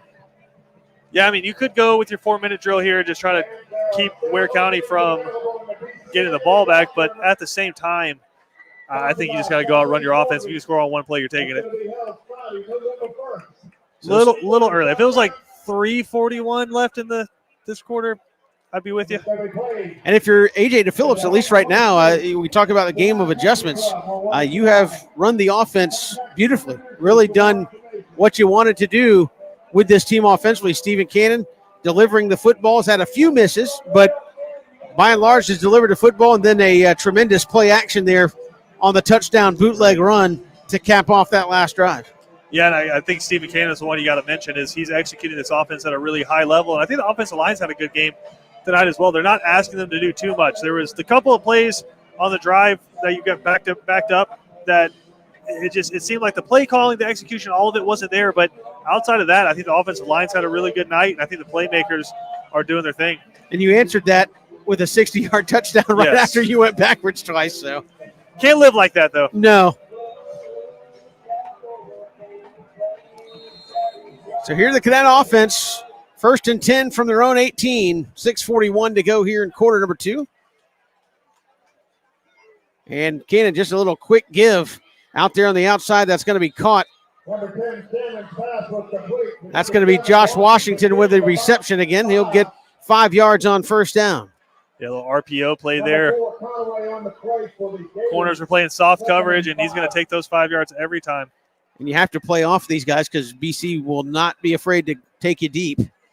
It's kind of the jab, right? You jab with those, and then as soon as they go press, you shoot over the top. So 2nd down and 5. Here's the snap. Cannon going to give it to Smart, and Ware County just all over that. Yeah, what they do a really good job of is playing just really fundamental defense. They have 4 really good down linemen. It's a 4-3, and they're going to run cover 4 over the top, so they're always going to have 4 guys right over the top kind of creating an umbrella. And then they run 4 down linemen whose job is just to eat up the blocks and let the 3 really talented linebackers flow. It's kind of like a reverse of what the offensive line does for a running back, right? You're opening up holes, and those linebackers know how to fill them. Nick Simmons, one of those linebackers with the tackle. there for Ware County. Here's 3rd and 8. Cannon on a straight drop. Picked up the blitz. Now he'll flow. He's just going to tuck it. Can he get a block? Oh, he ran into white shirts.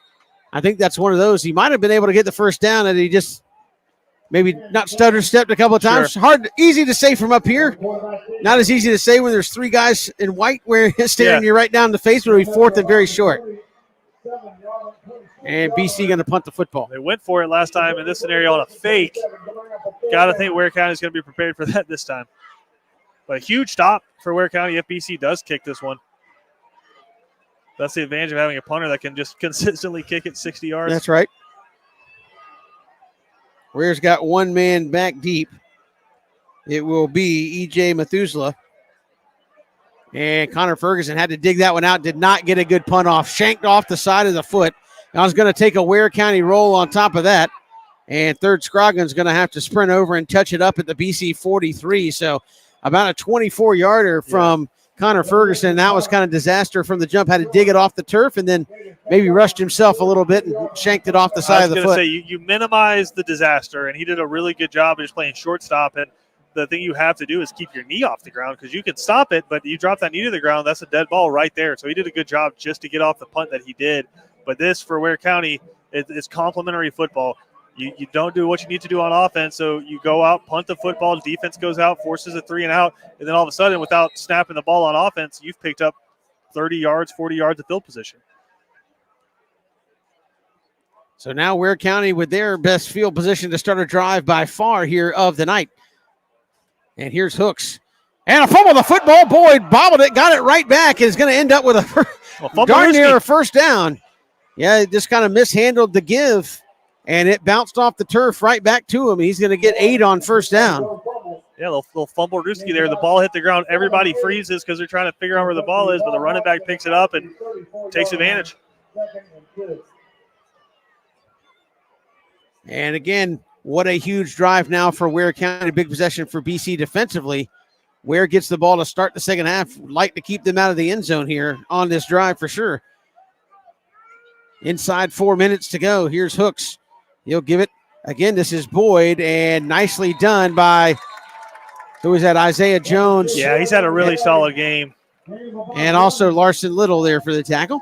Yeah, Isaiah Jones, number 17 right there. He kind of plays a hybrid. It's kind of a nickel linebacker. It's the star position, joker, whatever you want to call it, that all the teams have implemented now across college and high school football, and he's had an excellent game so far.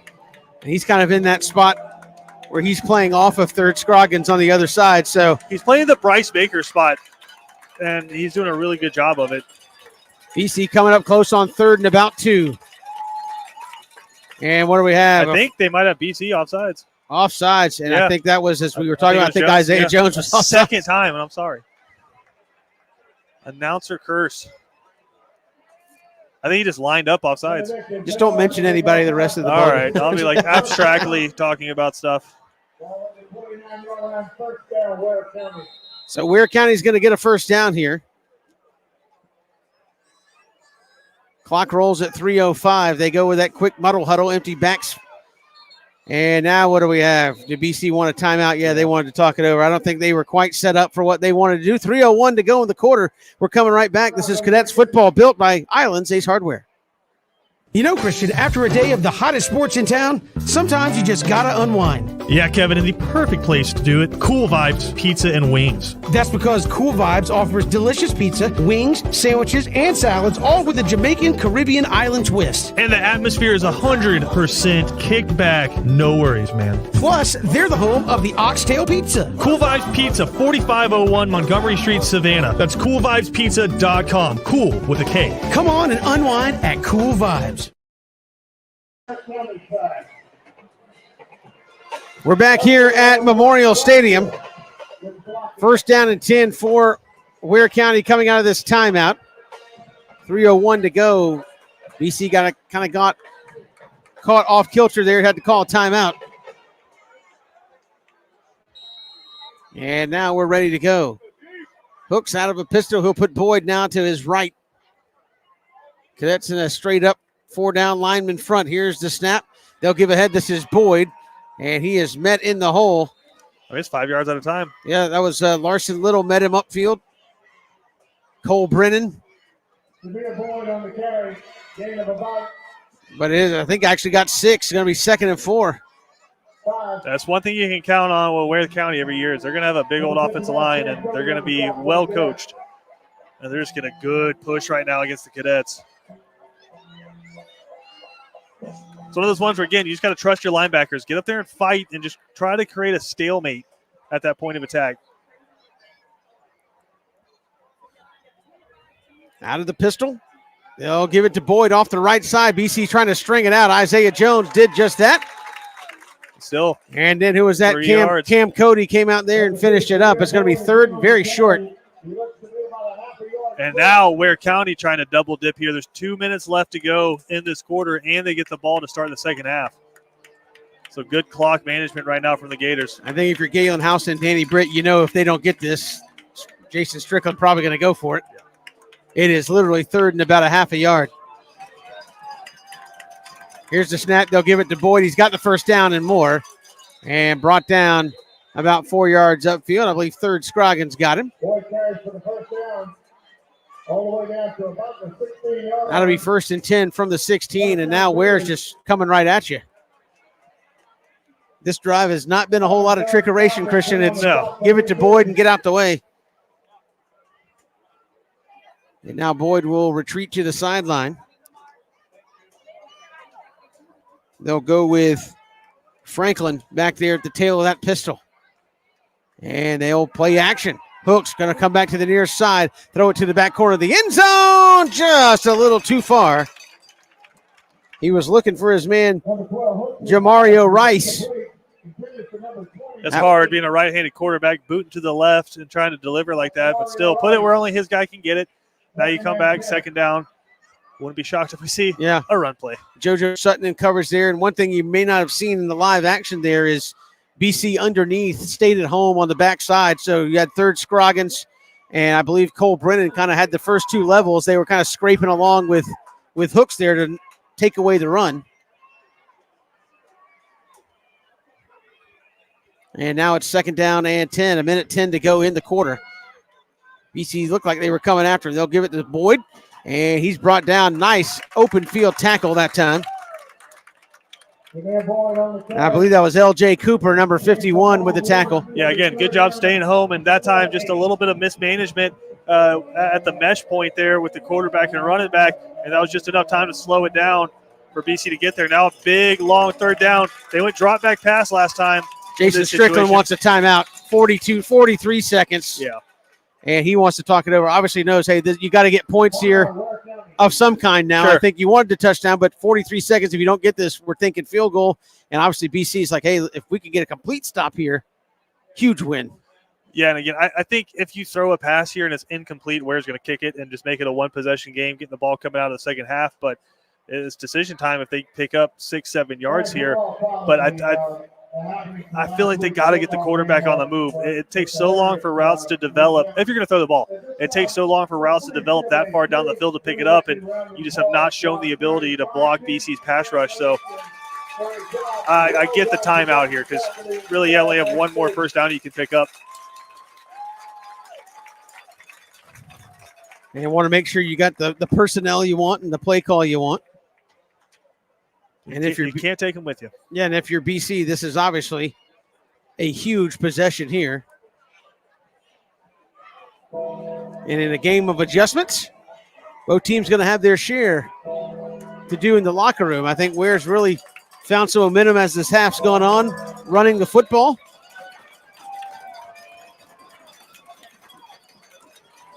And, of course, BC stopped their last offensive possession.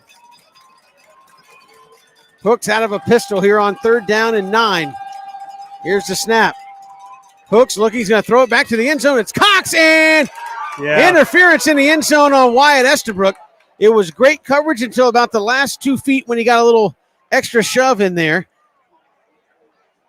And that's going to give Ware County another opportunity here with 37 seconds to go. So it should be half the distance to the goal, which wouldn't give them a first down, I don't believe. but a lot more manageable 3rd down. We'll see where they mark it. It's going to be 1 yard to go, 3rd and 1. That said, though, yeah, White Eastford just gets there a half a second early, but it's one of those panic things. It's just, you got to take that breath, understand that you're athletic too, you're running with them, and you just got to wait until you see the hands come up, and then you bring it down. He's just a half a second early there. Good call from the official. So third down is short here for Ware County. 37-8 to go here in the first half. Big play here for both teams. That's Boyd to the left of Hooks. They'll start some pre-snap motion. Here's the give. Hooks straight ahead. He gets by Jones. They're going to get stood up at the 5, but that's a first down. And I think Jason Strickland saying we need to hurry up. 28 seconds. They got one timeout. I think they're going to try to get a playoff here. That's a first down. As the clock stopped to move the chains, 26, 25, and counting. Here's the snap. They'll spike it. I think Boyd thought he was getting the football, and you can see him frustrated there. That was just some confusion. You got one timeout left, so really I think full playbook here on the next play at least. Yeah, I mean, you got 3 plays to go 3 yards. 21.8. We've seen this BC defense stand up in these situations. Now, here's the pressure for Ware is if you try to run the football here and you get tackled, that clock's going to be moving. You still have the one timeout. And I think you got to have all your plays called right now. They've gone with a jumbo package. Jamar Burden, big defensive lineman. He's in there. He's going to be here on the near side at that end spot. They give it. This is Boyd. He counters right side. He gets stood up at the 2. Did not see who hit him. Let's see who's getting up off that stack. Looks like big Cam Cody and LJ Cooper getting up off the stack, and Jason Strickland has used his last timeout with 16.2. So you got 2 plays. Obviously, if you run this and don't get it, there's a great chance the clock runs out before you kick the field goal here. I think your best bet is get your best run play called, but have that kicking unit ready to rock. And you practice this. It's just a fire kick. You got to go. It's basically an extra point in this situation, but you trust your kicker. You run it. You got to get out there, get set, snap it, and go. Either that or you pass it. But either way, you see that, Kevin, you can kind of see it right now. There's that group bunched up right back there. That's your special teams. And they are ready to go in case that ball gets down to inside the field of play. Boy, I think it's going to be such a risk if you don't get it. That or you just have 2 plays called for the offense. And BC, no stranger to goal line stands. We were there a couple years ago for maybe one of the biggest ones. I'd say the biggest. Don't know that it gets any bigger than the state championship. And now it's third down. Here's Hooks. He'll put a man in motion. And now Danny Britt wants a timeout. Say what you will. Coach Britt showing off the 40 time right there, running down to call that timeout. And I don't think he and Coach Houston maybe like how they were lined up getting ready for that big play, so he's going to burn a timeout. Yeah, again, it's one of those things. You can't take the timeout with you, so you might as well go out there, see what they're going to try to do, and then go ahead and burn that timeout. Cadets still have another one. But obviously, if you stop them, you're not going to help them out with another timeout. You want to talk about faith in the staff. Danny Britt, a defensive guy, played safety at Georgia Southern and has made his bones in the high school game defensively. He stood outside that huddle the entire time on a crucial defensive stand right there. I mean, I think that shows a little bit of faith in Galen Houston and the rest of that staff. Absolutely. And again, I think probably a chance for Coach Houston to reiterate, hey, guys, if we get a stop, we're not hustling on a kick team. You're going to have to stay out there. Yeah. So 16.2 to go before the half. They'll motion a couple of receivers in. They're going to bunch it up here tight. I think it's sprint out. And now they'll motion the man out and come back across the formation. Here's the snap. They're rolling here near side. Throw batted in the air and incomplete. And that was Isaiah Jones, who has been everywhere on this drive, Christian Gokel. Yeah, he's been phenomenal. But there goes Danny Britt saying, hey, brother, we got one more down. And that stuff is eating him up. He's probably didn't see it on your camera, but he turned around and was like, come on, we got to be in the game. 12.6. Just with the formation there, I guarantee you, if I was calling it from up here, guarantee you the coaches that told him about it, it just looked like a sprint out. And now here we go. They're going to go for it. They do not have a timeout, so you're committed here. So here's Hooks off the muddle huddle, the snap, the give to Boyd. No, what happened? Time out. Or offsides on the defense. BC was offside, so you just gave them a yard and a half. It's going to be at the 1.5 yard line. And it'll be 4th down and goal with 9.9 unless they put time back on the clock.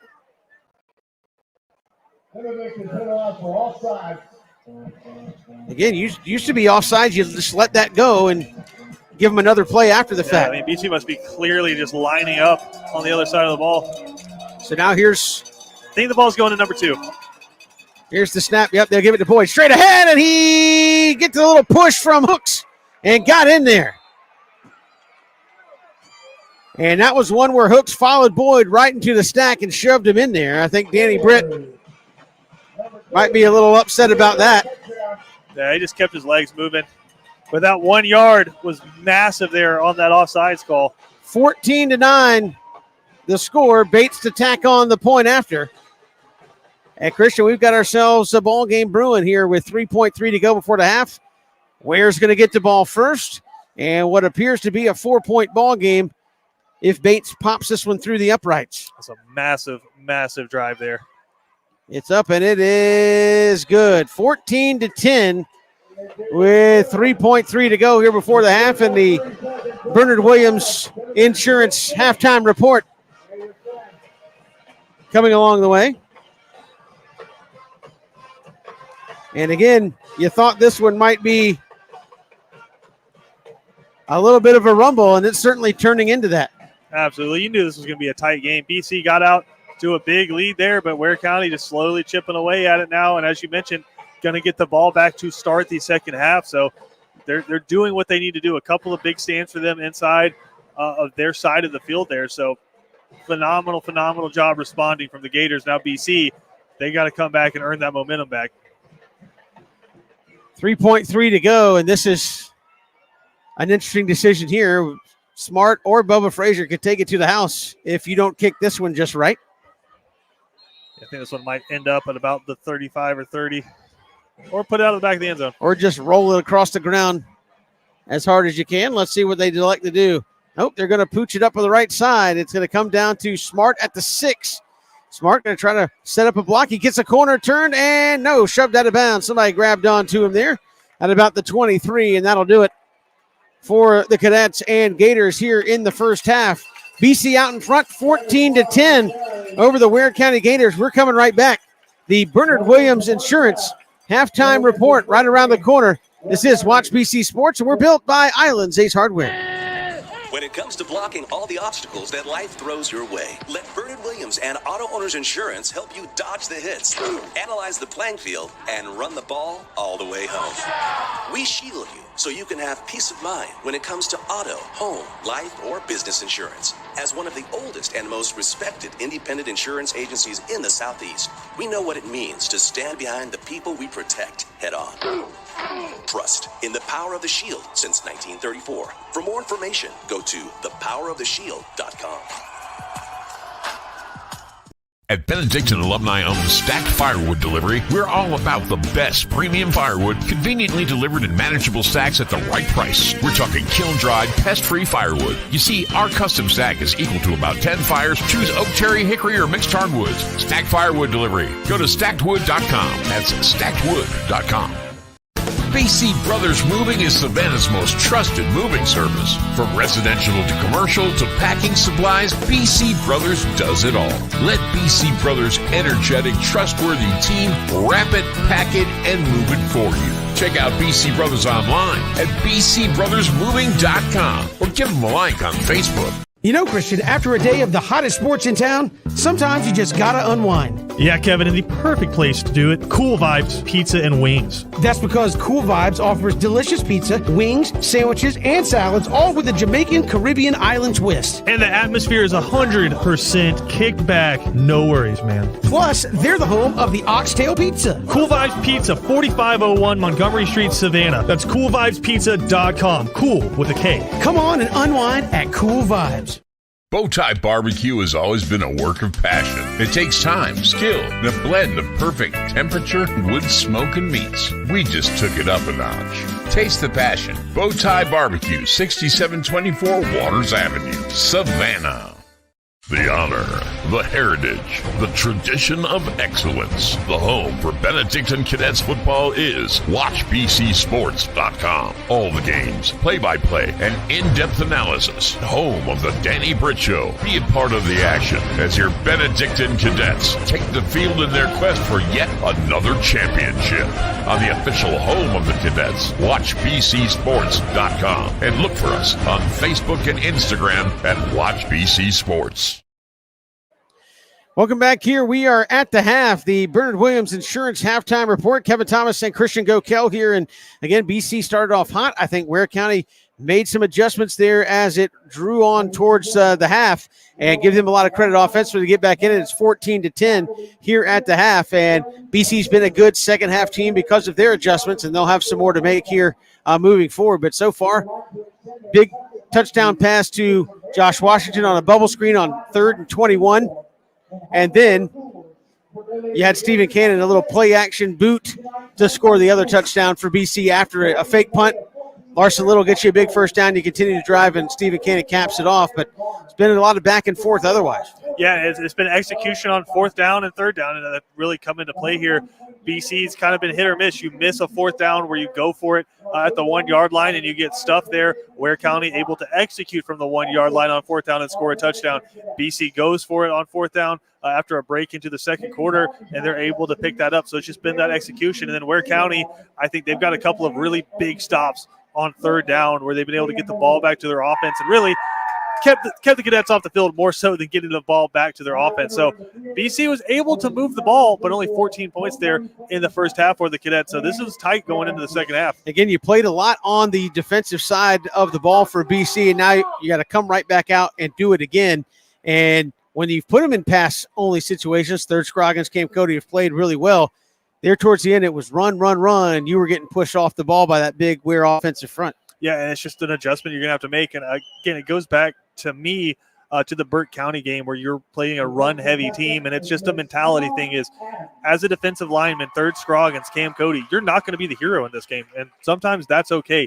I know Cam Cody had 8.5 sacks in the past 2 games, has another one tonight, but you're not going to be the hero in this game. What you have to do is be the guy who eats up 2 blocks. You can't just be trying to get into the backfield because that's what they want you to do. If you shoot to the wrong hole, you're opening up a big one, and they're going to take advantage of it every single time. So it's just being the guy who's willing to just sit there and eat blocks over and over and over again and let Larson Little and the linebackers flow to the football.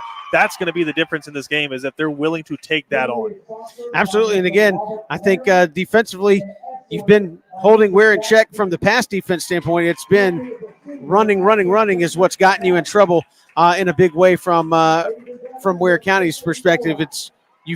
Pass coverage has been great. I think really the only one that's kind of got you is the interference in the end zone. Sure. But that was pretty good coverage there as well. It's just been slowing down the run, and that's something I think BC is going to have to adjust to certainly in the second half. Yeah, and again, it's going to be one of those things where you can't sit back there and have 3 or 4 guys on the line. And they showed it. They showed the willingness to go to 5 guys on the line of scrimmage to press that a little bit more. And just if they're going to beat you, make them beat you through the air. Just commit to dropping guys into the box. That's the only other thing that you can do. But in all honesty, Kevin, I think they've already made that adjustment. They've dropped 5 guys down in there, and they're leaving just Mekhi Williams over the top right now. That's what you're going to have to continue doing. Now it becomes a personnel thing. Do you take a DB off the field and put another lineman on the field? Then it becomes you really got to trust those guys in the secondary to be able to man up. I think they've been able to do that so far this year. It might not be a bad idea. Maybe you start talking about if you want to do an extra tight end, John Lilly or something, or extra tight end. He used to come in and play defense some and some crucial rundowns. Right. Might that be something where you can go back to him and say, hey, just for some select plays, we're really going to try to pack in against the run? Yeah, I don't think they're going to start playing guys potentially that haven't played. Obviously, John Lilly has played both sides of the ball this year, but it's just more so than adjusting. It's doing what you do better, and that's what they're going to have to do in this second half is Ware County's been able to run the football, and it's been 5 yards at a time. What you got to do, which I think they did a good job, and then the penalty ate them up a little bit, is they were able to stop them in those 3rd and long. Then they're able to convert that all of a sudden. But you have to put them into those 2nd and long, 3rd and long situations and take advantage of that. You got to win first down. That's the only way you're going to be able to convert. Certainly, we are having a homecoming festivities here. Everybody getting in on the action here at homecoming here this evening as the homecoming court being introduced here to the home crowd. But we've got a lot coming up here in this ball game. A huge second half on the way, and certainly a big region game for both of these football teams. We're coming right back. This is the Bernard Williams Insurance Halftime Report here on WatchBCSports.com. When it comes to blocking all the obstacles that life throws your way, let Bernard Williams and Auto Owners Insurance help you dodge the hits, analyze the playing field, and run the ball all the way home. We shield you so you can have peace of mind when it comes to auto, home, life, or business insurance. As one of the oldest and most respected independent insurance agencies in the Southeast, we know what it means to stand behind the people we protect head on. Trust in the power of the shield since 1934. For more information, go to thepoweroftheshield.com. At Benedictine alumni-owned Stacked Firewood Delivery, we're all about the best premium firewood, conveniently delivered in manageable stacks at the right price. We're talking kiln-dried, pest-free firewood. You see, our custom stack is equal to about 10 fires. Choose oak, cherry, hickory, or mixed hardwoods. Stacked Firewood Delivery. Go to stackedwood.com. That's stackedwood.com. Welcome back here at the half. Cadets leading at 14-10. Christian Gokel, and again, this is a team in BC that has been a second half team most of the season. You come out of the locker room against Buford, you go right down the field and put points on the board. Burke County, same thing. You kind of made those adjustments even last week. Late in the first half, you go in the locker room, make those adjustments. You come out in the second half, and you put the game away and kind of dominate from that standpoint. It'll be interesting to see what Danny Britt, AJ DePhillips, Galen Houston come up with here in this one to try to work their magic against Ware County. Yeah, and it's, again, they always say the adjustments at halftime. Sometimes just going back and telling the guys do what you typically do. And this is a really, really talented Cadets defense, but it's a defense that's been susceptible to giving up the run so far this season. And you're playing a really talented Ware team that's going to predominantly be a rushing team. So it's about an attitude, and I think that's the adjustment. It's not technique. It's not a play call. It's nothing like that that's really going to change in the second half. It's just the adjustment is mentally. Can you be a team that's willing to fight and scrap for 2 yards at a time? And that's what you have to do. It's a game of inches, Kevin. And you got to fight for that inch that's right in front of your face. It's going to parrot the whole take from the movie there. It's 6 inches in front of your face. That's it.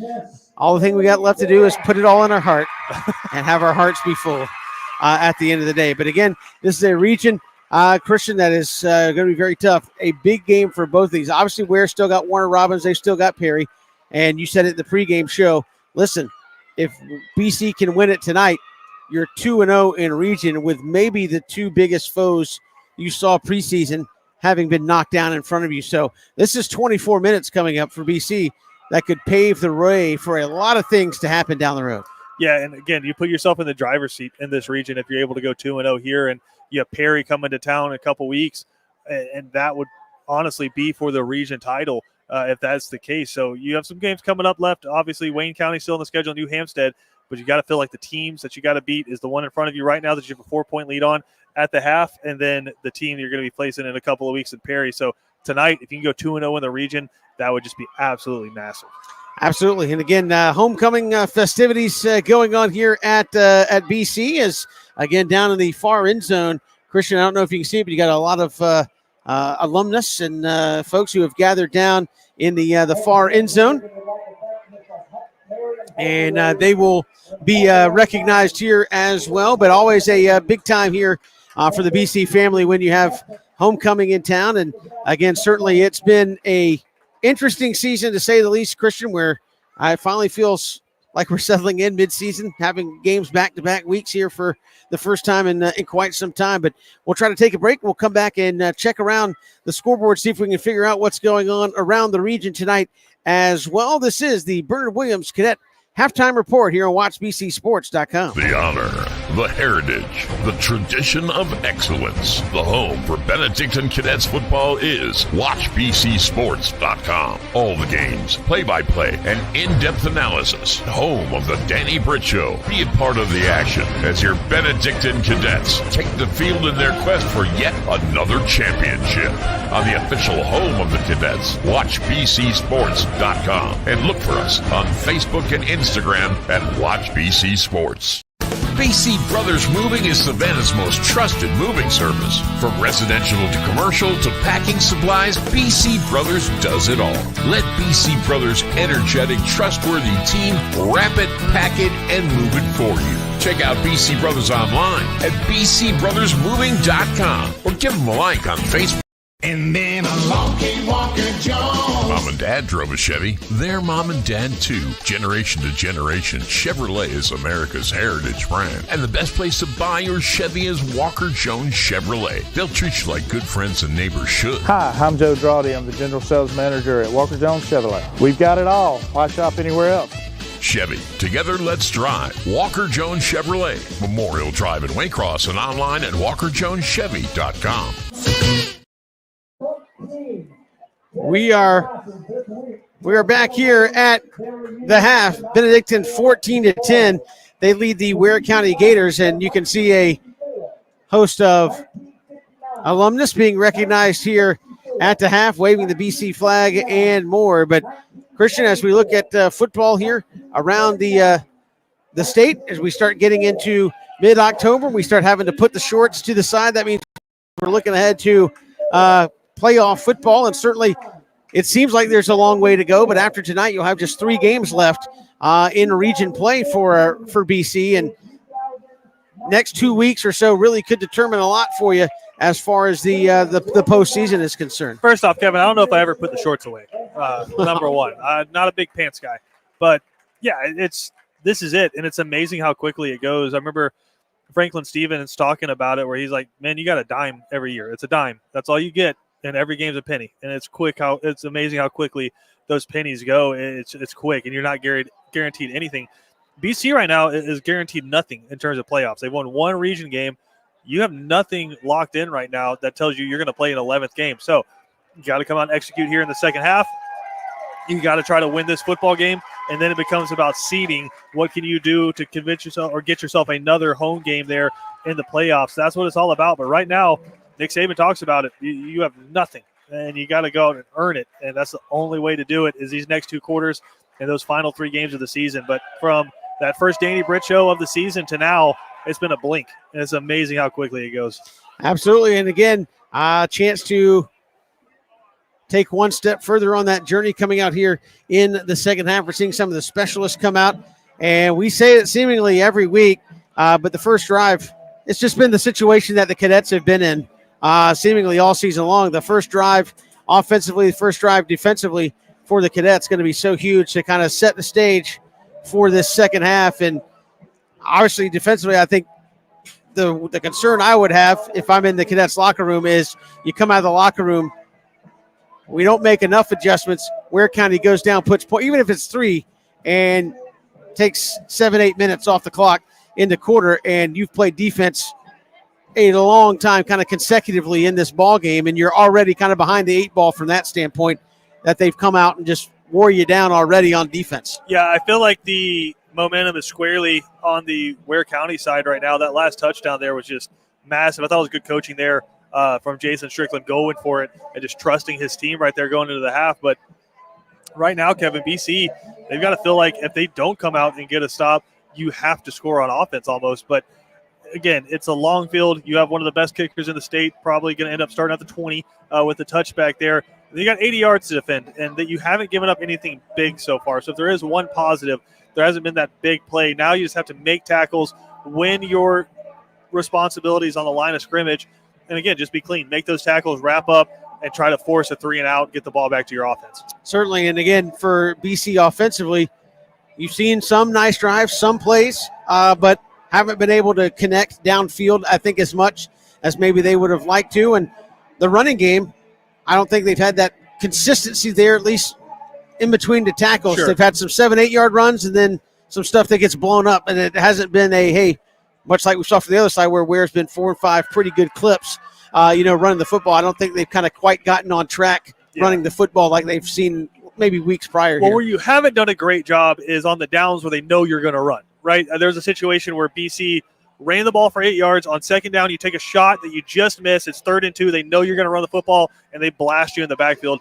That happened a couple of other times. So it's when they know you're going to run the football. But where BC is so dangerous right now is that RPO where it could be a run, could be a pass. And you can't overcommit when you do something like that. So I think if you go more back to that when you get your ball back on offense, I think they should be fine running the football. And honestly, Kevin, I thought, and I know it was down towards the end zone, but just going in to that tight formation that BC does under center and handing the football off, that was chunk plays when you needed it right there. So I don't think necessarily they're struggling to run the football. I just think it's when they know you have to run the football that Ware County is just a good enough team where if they overcommit to something, they're going to be able to stop you.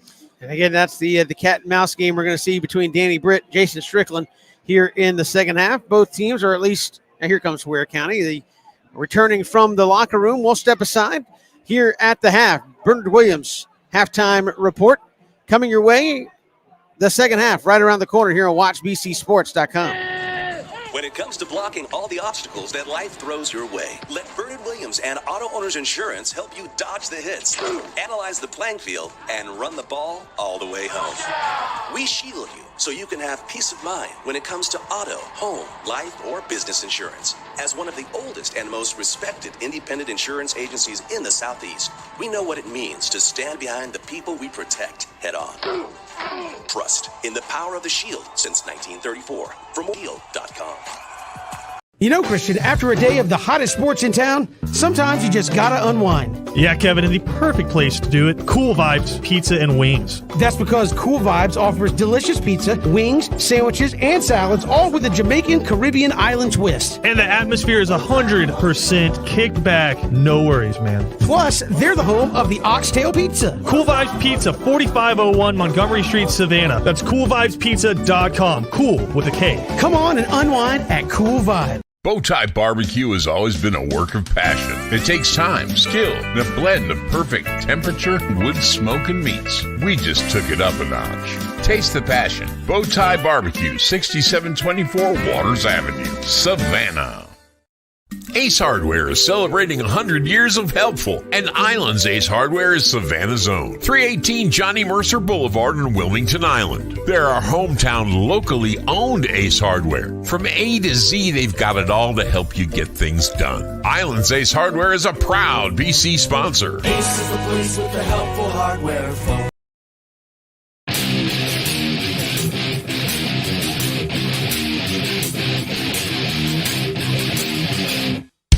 Tradition, honor, a culture of excellence.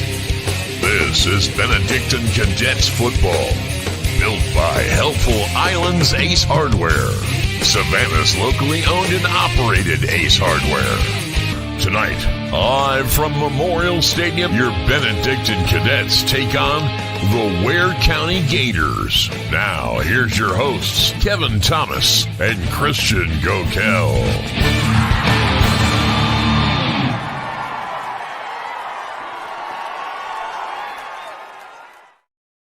Welcome back here at the half. Cadets lead at 14-10, but we've got 24 more minutes of game action here in this region contest between the Gators and the Cadets to really set the stage for what's to come the rest of the way. Next week we'll be down in Jessup against Wayne County, and a chance for BC to extend their record against a team that's just had a tough go of it here in 2024. So a huge second half, as we talked about here, Christian, for the Cadets to try to set themselves up for the stretch run. Yeah, Kevin, and again, we've mentioned it so far in this halftime show. You got to find a way to just be nasty at the line of scrimmage and stop the run. It's been between the tackles. They've been able to find the edge, and where I think they've been really successful so far is hitting you at the middle, jab, jab, jab, and then running to the short side of the field and just getting that edge and able to pick up plenty of yards there to keep it moving. If you can win first down and put them in 2nd and 9, something like that, then even if they pick up 4 yards on second down, they're still in a 3rd and plus situation where they got to consider passing, and that's where you want them living right now. If they're able to consistently get to 3rd and 2, 3rd and 3, it's going to be a long second half for the Cadets. So you still have a 4-point lead, and you feel really confident in your defense, but you got to come out here and be nasty and aggressive on first down. Absolutely. So we are just minutes away here from the start of the second half. It will be the Gators getting the ball first here tonight. Temperatures cooled off a little bit. A nice night for football here in Savannah. And again, key first sequence upcoming for both teams. I think also if you're Jason Strickland, hey, we had something rolling there. Got to not go 3 and out on the first series out of the locker room and just hand it right back to them. So, again, I think both coaches are probably got the wheels spinning here about what's about to happen here in the first 7 or 8 plays of this second half. Yeah, and again, I don't think it's so much about adjustments. I think it's just about execution. And with Ware County on offense, they've been able to move the football on the ground. And then the passing game, the biggest play so far has been a pass interference call, not necessarily able to complete. So there's been a couple of drops, but they've done a good enough job of keeping BC in that zone where they feel like they have to play both the run and the pass. Now, defensively for Ware County, it's going to continue to be, can those 4 guys, those 4 down linemen, dominate the BC offensive line and leave the linebackers free to fly around? Because if they can do that, then I think Ware County is going to continue to have some success. But for BC, I think they got to get back to what this makes this offense click, which is just simple. It's quick, getting the ball out of Stephen Cannon's hands to these really talented receivers. You saw it. It just took a 2-3 yard pass to Josh Washington, and he takes it the rest of the way. So just find easy ways to get it to the playmakers. Certainly, and again, Stephen Cannon, nice first half for him running the offense. I think they got behind the sticks a couple of times. Christian kind of disrupted the flow of A.J. DePhillips' offense, and again, there were stretches where it looked like, okay, Ware defensively is not going to slow this BC team down. They are maybe not knife through butter, but BC is able to steadily move the ball down the field and put points on the board. They kind of tightened it up as the half went on, and we'll see what adjustments A.J. DePhillips makes. He'll have to wait on this BC defense first as the Gators are running back out on the field.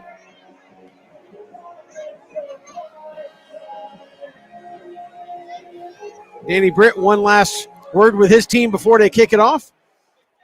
And here comes Connor Ferguson to get us started in the second half. You'd expect nothing less from Gators and Cadets here tonight.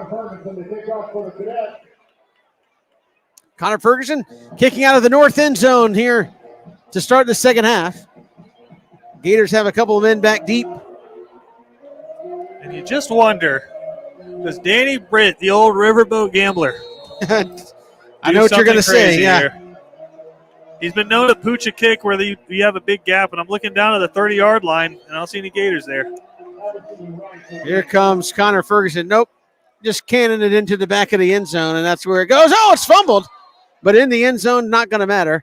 And 1st and 10 from the 20s where Ware County is going to take over.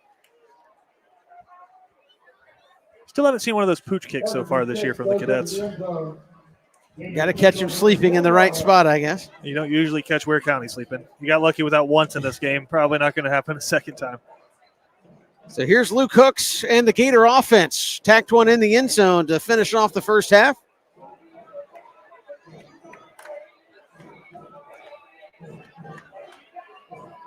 And again, a lot of pre-snap movement for the Gators all night long.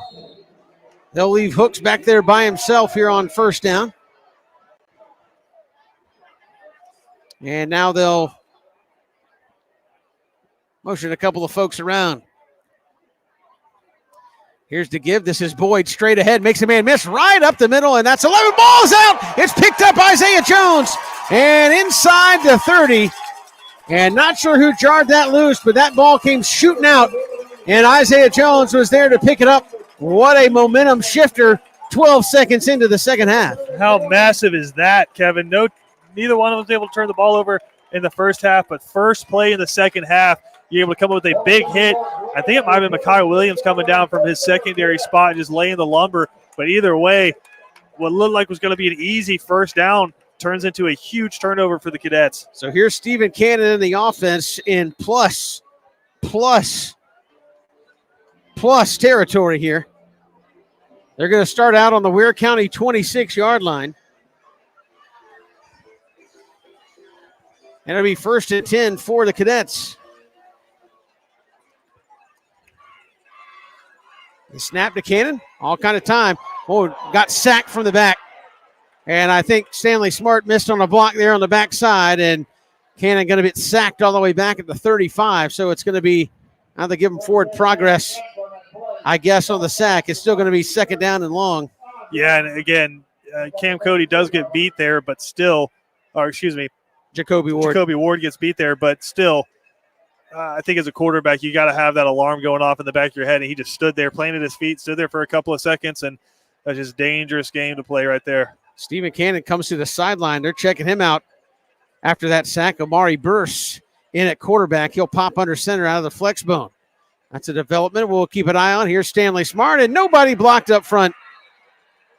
And Smart's going to lose a couple more. So as good as the turnover was, BC's now gone backwards on 2 straight plays, and it's going to be third down and about 21 again.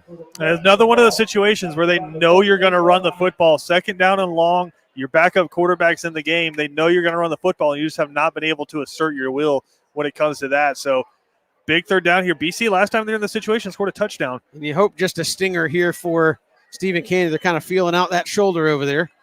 That is the throwing shoulder. So here's Amari Burse out of a shotgun. Empty backfield here on 3rd and 21. Takes the snap. Looks here to the near side, and it got batted down. Again, he's kind of got that sidearm throwing motion. And Benedictine takes a present and just rips the wrapping paper off and kind of throws it aside. That's a roller coaster of 10 minutes and 43 seconds right there. You get the turnover, get the ball back to your offense, and then you get sacked, go backwards 13 yards, and your starting quarterback's on the sideline with the trainers. Not only that, even if you got no yardage, you were in Connor Ferguson field goal range. Yeah. Now he's going to have to punt the football. So Ferguson at the 49 digs one out.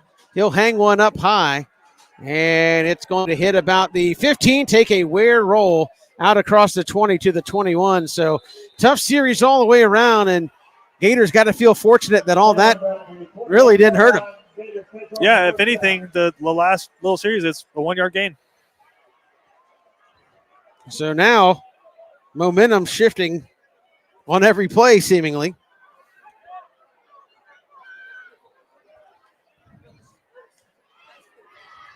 And here comes Luke Hooks and the Gators.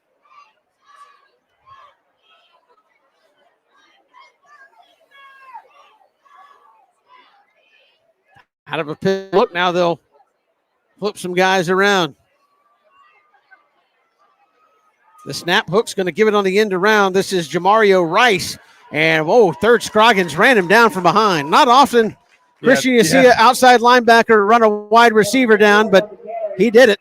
Yeah, that's special right there, and that's why he's committed to Miami. Is the running back had the edge, but third Scroggins closed it in the blink of an eye. That's a huge play there, and this is what we talked about. Win first down. Now all of a sudden it's second and long, and you could kind of put them behind the sticks a little bit. So second down, 9:33 to go here in the third.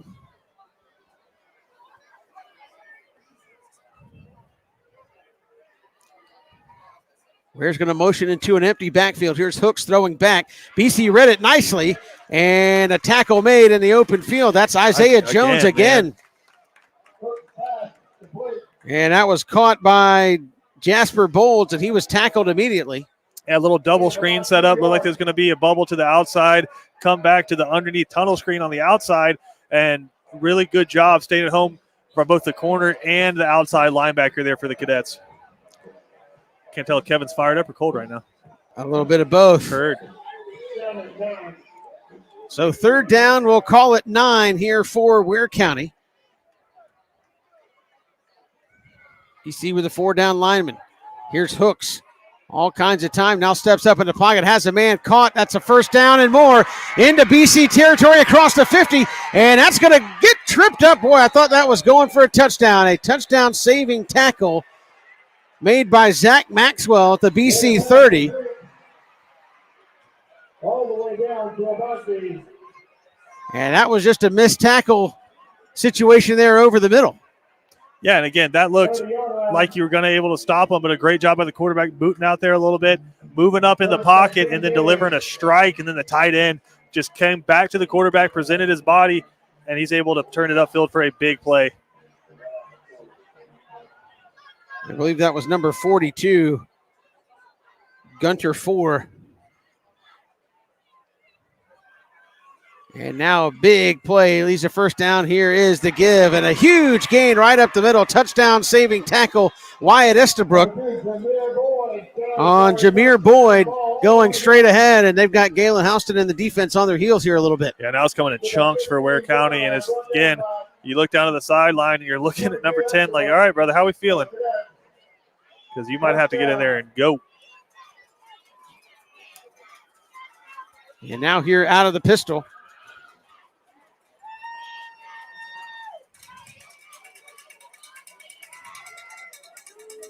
are the Ware County Gators. Here's the give. This is Boyd again. Huge gaping hole up the middle all the way down inside the 2. And you look here to the near sideline, and Stephen Cannon's got the pads off, and he's got his head in his hands, and he is hurting something serious on that throwing shoulder. And you hope the way he got sacked, it just wasn't one of those where you landed wrong and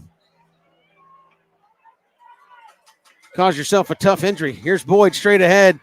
Does he get in? No. Far sideline says no. He's short. It'll be second down and goal. Yeah, it doesn't look good right now for the BC quarterback. So that puts it squarely on Omari Burse, who's really got in just a few games in garbage time. Here's a give straight ahead. Did they stop him that time? No. Boyd straight ahead and gets in by the nose of the football. And Ware County out in front now, Christian, 14-16. Yeah, Kevin, it really goes back to that big-time conversion on third down. Huge chunk play to the tight end, then 2 gashing runs, and able to punch it in a couple plays later. So right now, BC got to feel like all the momentum's on Ware County sideline. Can Omari Burse step up? It's your job as the backup quarterback. You got to be able to rock and roll in these situations. Huge region game here for the Cadets. Can they come out and get a win? Here's Bates for the point after for Ware County. And it's up and right through there. 17-14 our score, 6:51 to go here in the third. We're coming right back here on WatchBCSports.com. Ace Hardware is celebrating 100 years of helpful, and Island's Ace Hardware is Savannah's own. 318 Johnny Mercer Boulevard in Wilmington Island. They're our hometown, locally owned Ace Hardware. From A to Z, they've got it all to help you get things done. Island's Ace Hardware is a proud BC sponsor. Ace is the place with the helpful hardware, folks. We are back here at Memorial Stadium as Ware County is taking the lead, and as far as BC, not good. Your quarterback here on the sideline with what appears to be a shoulder injury of some sort. And I don't think, at least from the looks of it, he's not going to play the rest of this game. Christian, with the pads off and the ice pack there on the shoulder, and he is in some obvious pain there. So I'm going to say a little bit more than a stinger, which is what we were hoping for. Yeah, and again, you won't know until, but like you said, probably done for the rest of the night. Then you'll get to go into next week, and we'll get more from Coach Britt. But just prayers with the quarterback down there right now and his family. Scary situation there, I know. And now if you're BC, you got to set a lot of what has happened in the last 5 minutes aside. And if you're AJ DePhillips, figure out what you can do offensively. I know it's easy to say, hey, our guys are plug and play. They can run the offense, but you lost a lot of experience and a lot of game time with Stephen Cannon and giving it to Omari Burse, who can run the offense, but again, just probably has less than a series of, I will say, actually running the offense. He's come in and kneeled on it a couple of times. And now you got to open up the bag of tricks and let him run the show. Here's the kick return out across the 10 and brought down. Good coverage by Ware County that time. And here comes Mr. Burse. It's his show. Yeah, and again, I think that changes a little bit where you look over and you see the QB1 with his shoulder pads off and his helmet taken away. there's no thought of, okay, I might come out of this. This is your team right now. And so A.J. DePhillips, the offensive coordinator, knows for the rest of the game, number 14 is his quarterback, and Amari Burst knows this is my offense. It has to be me now. So if there is any positive, it's he knows this is him right now. So Stanley Smart going to offset Amari Burst in a shotgun.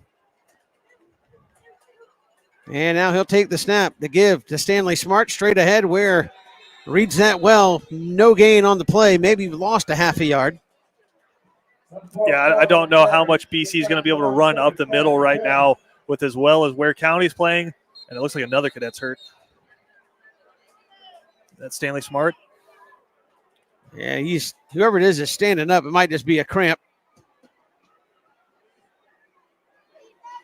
Hopefully now back down on a knee. And as we kind of survey around, that's kind of who it's got to be.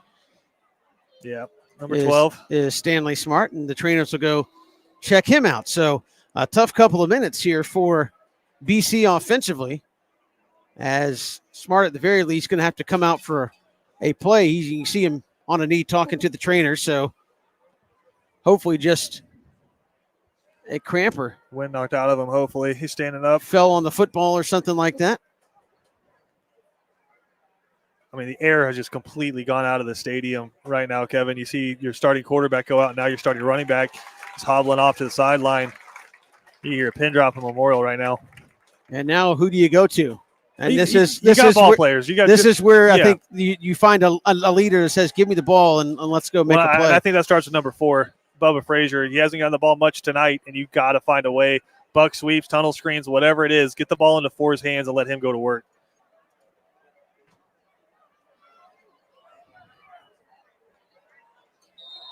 So here we go.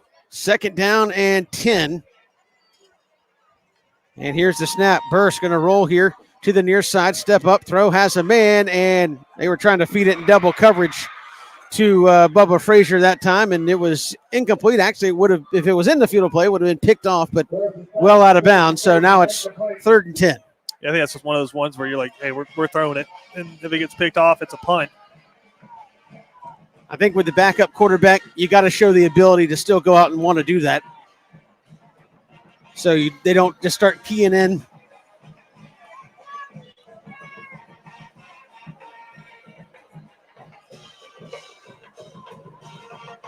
So here's the snap high, brought down, Burst dropped the football and had to fall on it at the 5, and BC going to have to punt it here. Yeah, I mean, not quite as tall as Stephen Cannon, so you can get used to it as a center, snapping into somebody's chest, and when it's not his chest, it's his head. So it's everything kind of going sideways right now for the Cadets. So Connor Ferguson from the back of his end zone.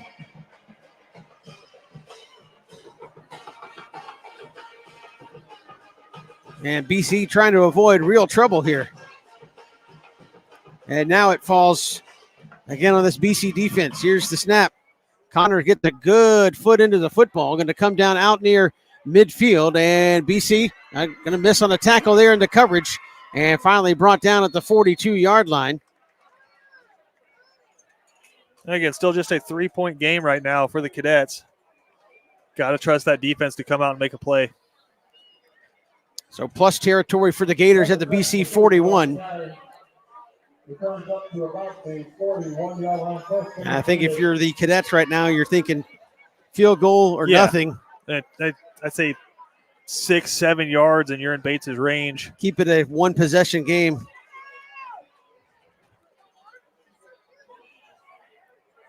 $5:20 to go here in the 3rd.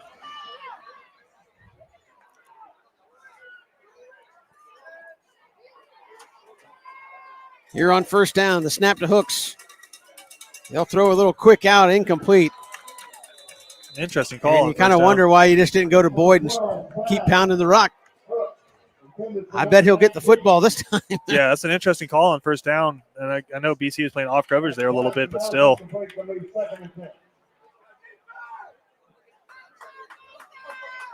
That stops the clock. Not here in the 3rd quarter that's that big a concern. But again, throwing the football tonight, Ware has not done much. They're the one big one. BC's got to get set. Now here's Hooks on second down. They'll give it to Boyd straight ahead, and that just moves the stack 4 or 5 yards, and it'll be third down and medium. It looks like a sled drill. Ware County's just picking up the Cadets and driving them backwards right now. But a massive third down here. Third down and 7.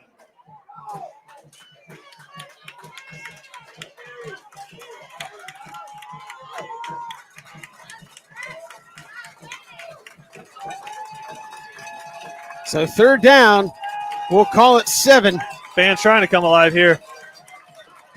Big play here in the third quarter, 4:37 to go. And here's the snap. Hooks, they're going to give it to Boyd. Boyd tried to bounce outside and fell down. Aided in his fall was that Isaiah Jones again. It was. So number 17 has been all over the field tonight for BC's defense. And now Ware's going to punt the football, try to pin the Cadets deep. Yeah, that's a massive 3 and out there for the Cadets.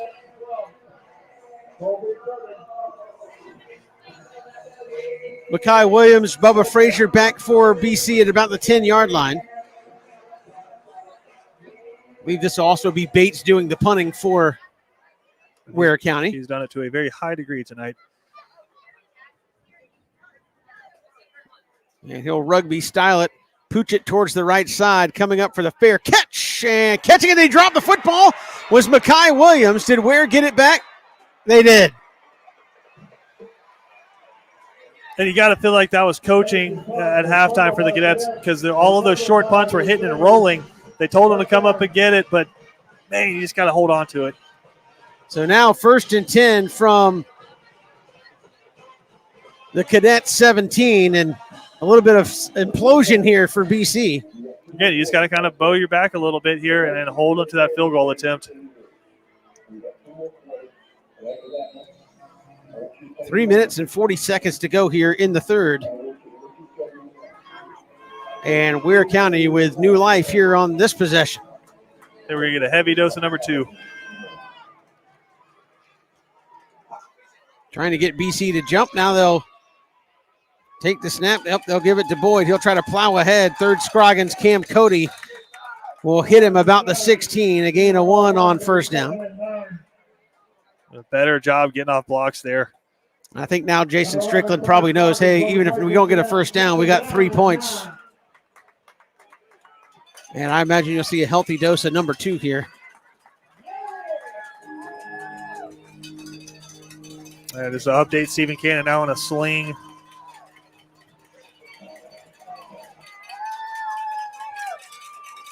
Here's the snap. They'll give it to Boyd. Try to go off the right side. He'll cut back.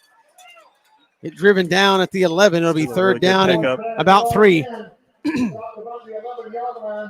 So, again, when you talk about being on schedule, Ware County right now the epitome of on schedule. 3rd and 4. And to me, there's not a question in my mind of who's getting the football if I'm Ware County. It's just a matter of can you get the first down or not. And that would be number 2, Boyd.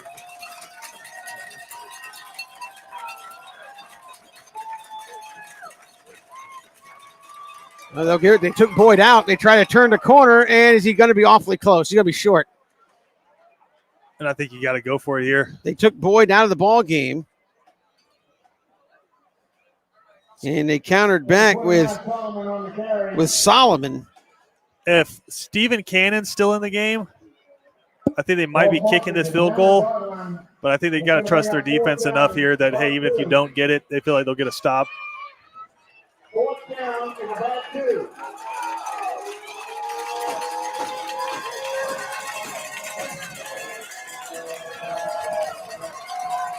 So 4th down and 2. Can't jump off sides here. They went with the big tailback here.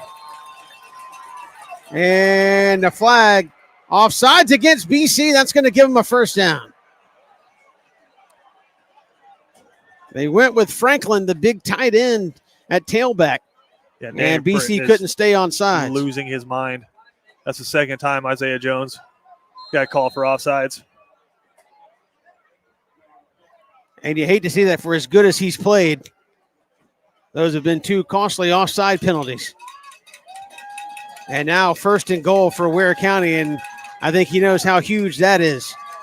Here's Boyd straight ahead. Cadets are going to stack him up. Second effort, though, got him down to the 1-inch line.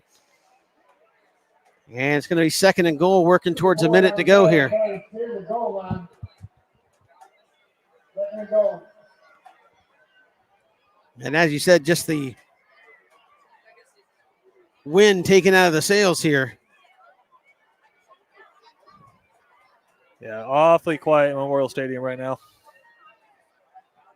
Gators lining it up. And here's the give. They'll go straight ahead and got their second effort for the touchdown. BC drove him back, but not before the ball got across. And it's 23-14. And just that penalty looms large now because you feel like you got to feel confident in your defense getting a stop on a run play on 4th and 2, but just giving it to them without even snapping the ball is just, that's what keeps coaches up at night. And Christian, here's what we're talking about. As they came out of the locker room, the Cadets got the turnover, went 3 and out, punted the football, gave up some points, went 3 and out, punted the football again, and now Ware scored with 35 seconds left. I mean, they've eaten up the whole quarter. You've had it for 6 plays. False start against Ware is going to back it up on the extra point.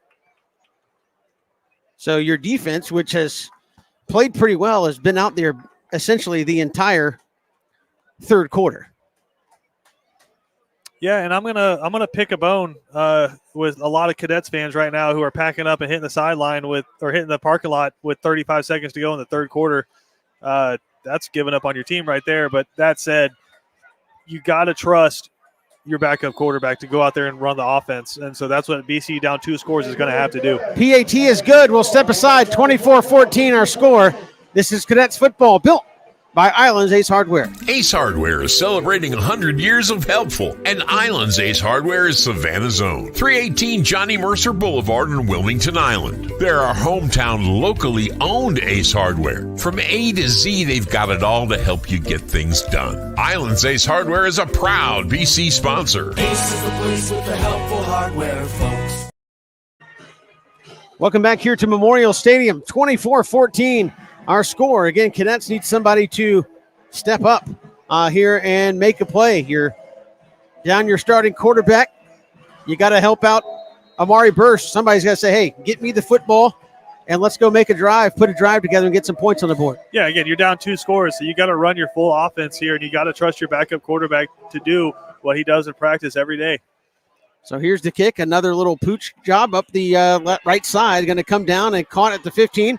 And dropped at the 20. And BC going to take over 1st and 10 there with about 29 seconds to go.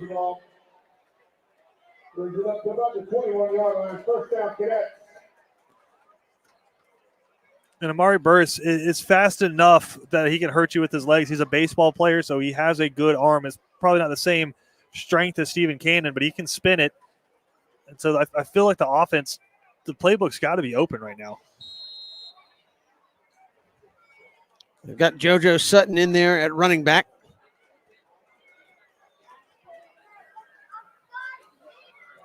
As the Cadets trying to get something going here in the third quarter. Here's the snap, a little flare out pass. This is Josh Washington trying to turn the corner. Ware strings it out, and Washington's going to get maybe 3. Let's see if they run another play here in the third. Yeah, I'm kind of looking at this as a timeout. If you're going to go, you got to go. I think they're going to take it to the fourth quarter. 8 seconds left. They're trying to get lined up.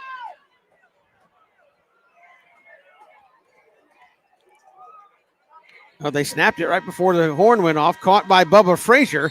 And Bubba's going to be out close to the 26, 27-yard line. It'll be 3rd down and about 4 when we come back for the fourth quarter. 12 minutes to go. Cadets down 10. Got to dig deep. This is Cadets football on WatchBCSports.com. And then along came Walker Jones. mom and dad drove a Chevy, their mom and dad too. Generation to generation, Chevrolet is America's heritage brand. And the best place to buy your Chevy is Walker Jones Chevrolet. They'll treat you like good friends and neighbors should. Hi, I'm Joe Drawdy. I'm the General Sales Manager at Walker Jones Chevrolet. We've got it all. Why shop anywhere else? Chevy, together let's drive. Walker Jones Chevrolet, Memorial Drive in Waycross, and online at walkerjonechevy.com. Looking for authentic, traditional Southern cuisine for your next special event, reunion, wedding, or celebration in Savannah? For over 45 years, Barnes Restaurant is the most experienced, trusted caterer in all of Savannah. Rooms 50 to 5,000. No event too big or small. Barnes does it all. Online at barnesrestaurant.com.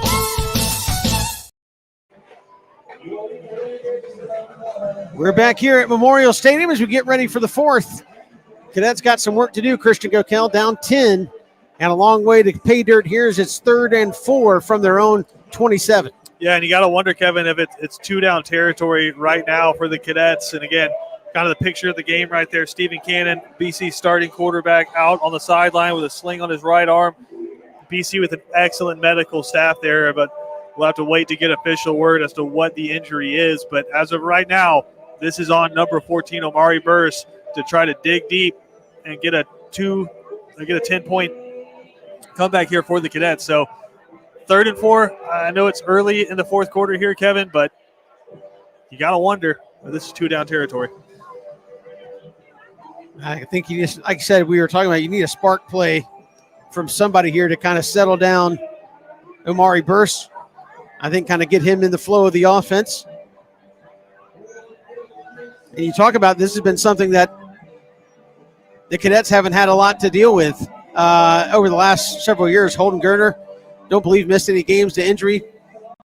Luke Kromenhawk, I don't believe missed any time until the semifinals and maybe the last couple of minutes. He got banged up in that semifinal game and Stephen Cannon finished it. But outside of that, they've been pretty fortunate. Hey, our quarterbacks have been able to go out and play for the last 4 or 5 years, and we haven't had to rely on some inexperience.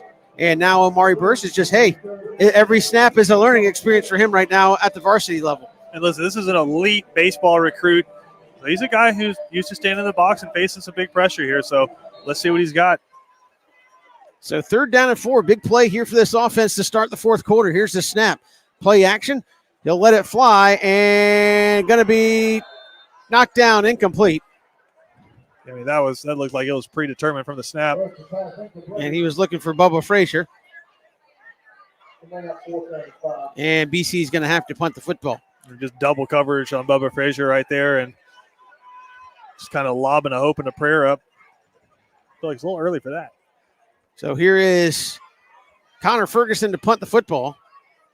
He put a foot into one last time out.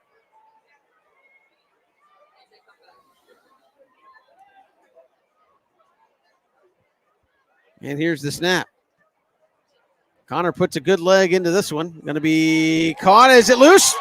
Oh. Got it back. And that was Methuselah dropping the football and just happened to be right there on it. But flip the field there did Connor Ferguson. So now, Cadets, you got a little bit of breathing room right here on the defensive side of the ball, but still came up with a big 3-and-out on the last possession. See if you can do it again here.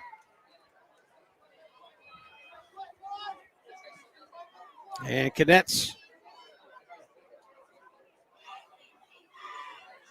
could use a 3-and-out where it's been eating up clock here in the second half. And it's been the Jameer Boyd show. Just coming straight downhill at you. I would assume that's going to continue. Gators will move to the pistol.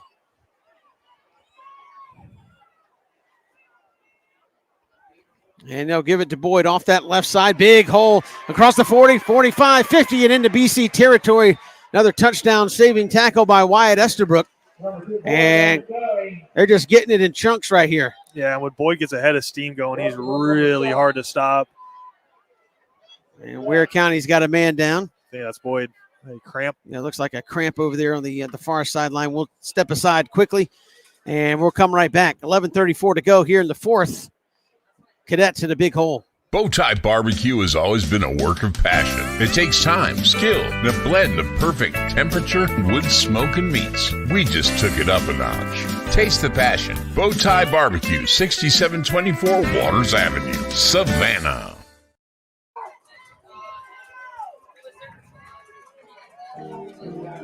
Welcome back here to Memorial Stadium. It'll be 1st and 10 for Ware County.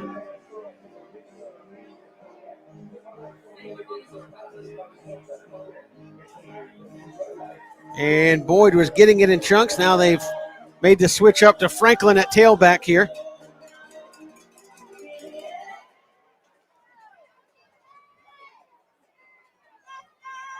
And out of the pistol on 1st down. They'll play action with Hooks. He'll come back here to the near side. That's going to be caught. And it's going to be a 1st down for Ware County up the near sideline at the Cadet 35. Yeah, you got to feel like they're already in field goal territory now. And they're just working inside, outside, inside, outside. It's a tough, tough team to defend. And that was O'Hara just on a little drag route underneath, and they just play action back into it. Nice play call, play design. And they've got the Cadets running sideline to sideline here. Yeah, some hands on the hips right now for BC.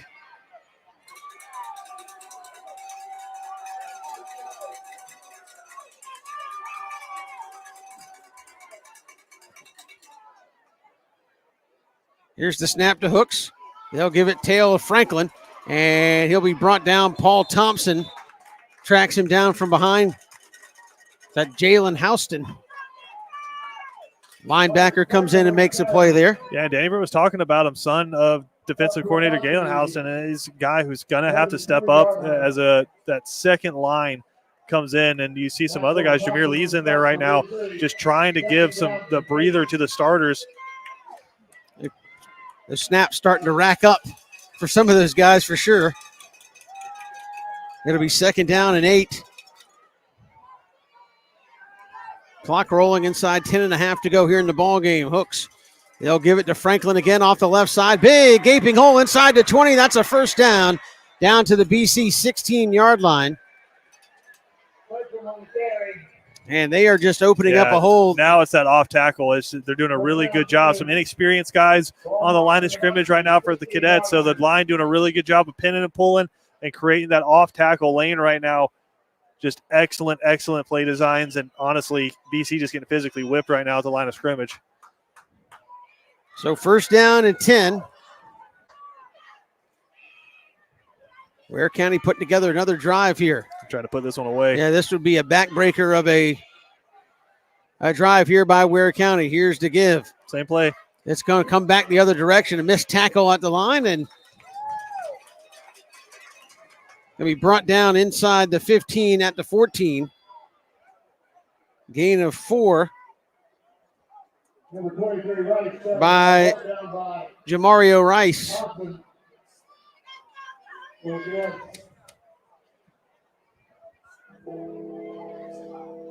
Actually, that's Solomon, the running back. And just melting the clock away right now, too.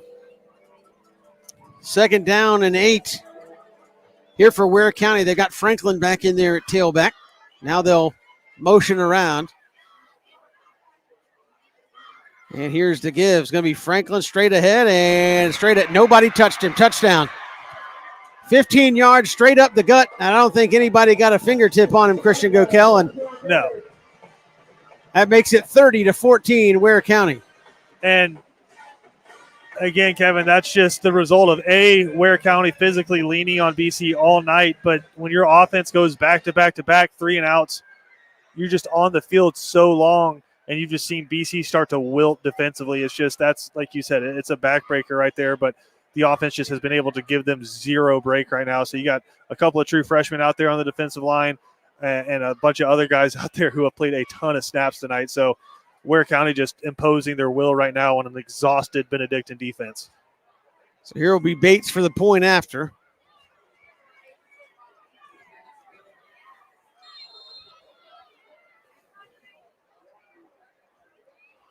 As again, most of this second half has just been a slog for that BC defense, playing defense pretty much the entire time. 9:01 to go in the ball game as Ware County 31, BC 14. This is Cadets football built by Islands Ace Hardware.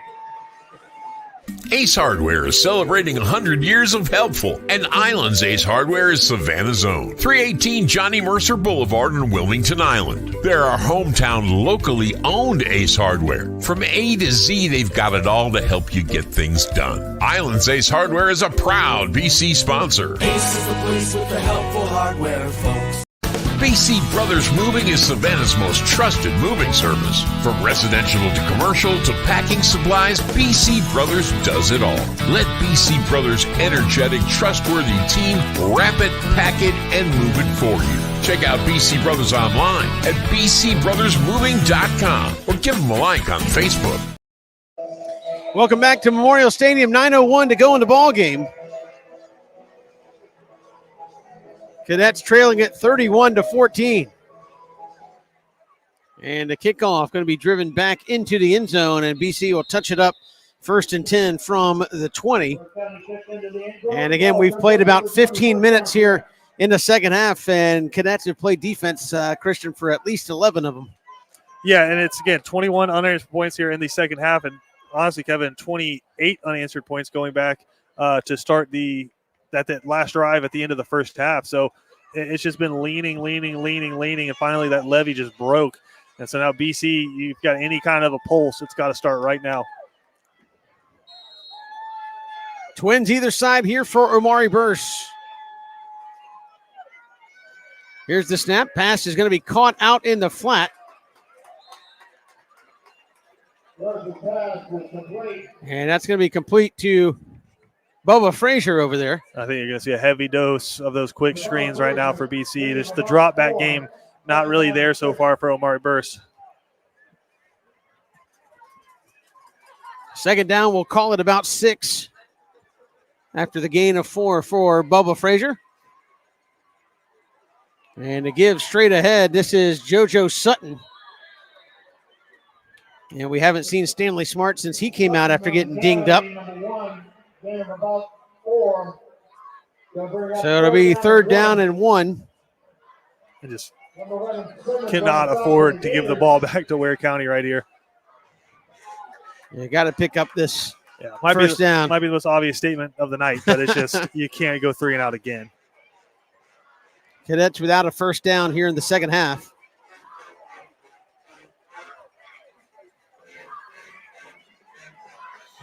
Burst in a shotgun. They'll put Washington in motion. And now they'll give it JoJo Sutton near side. He'll have the first down. And Moore lost a football. And Ware County, did BC get back on it? Nope, Ware County got it. It's been that kind of half. I was about to say they had a first down, and ball popped right out of there. And Ware County going to get it in plus territory again. Just a disaster of a second half here for BC, Christian. Yeah, another turnover there by a backup running back, and you had the punt that got dropped when you thought you had forced another turnover there. So it's just you lose your quarterback, you lose your starting running back, you turn the ball over twice to a state championship team, and this is typically the result.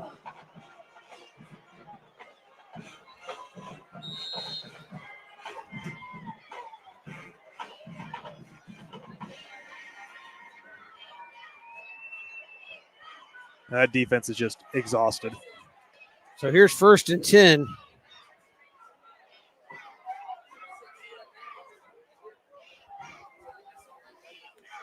And it's going to be a heavy dose of Boyd straight ahead.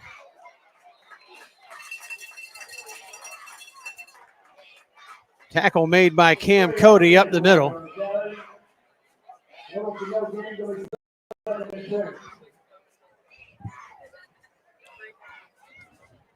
Again for the Cadets. Continues to make every game the rest of the way of utmost importance. Yeah, and again, a region loss here, it stinks because it just completely opens up the race for the top seed in the region, and it puts you at the mercy of Ware County now. But I think more importantly, what's the health of your starting quarterback? Yeah, there's Franklin straight ahead, 7-8. 9 yards. It'll be 3rd down and very short.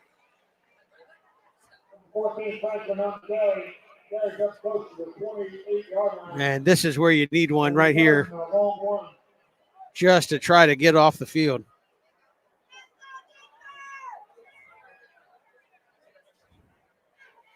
And again, we're in no hurry. I give the Gators a lot of credit. Since about midway through the second quarter, Stephen Cannon or no Stephen Cannon, that offensive line has been leaning, getting it done. They have brought the fight to him. Here's a give straight ahead, Franklin. That's going to be a first down at the 25. Number 14, Franklin Satisfying, getting a first down. And it has been a difficult task for the Cadets to close down the windows. 97 Jamil Lee on the play for the Cadets. Clock ticks under 6 minutes here, and Ware County in absolutely no hurry. Again, Cadets had the ball for what, maybe a minute of game time before coughing it up there.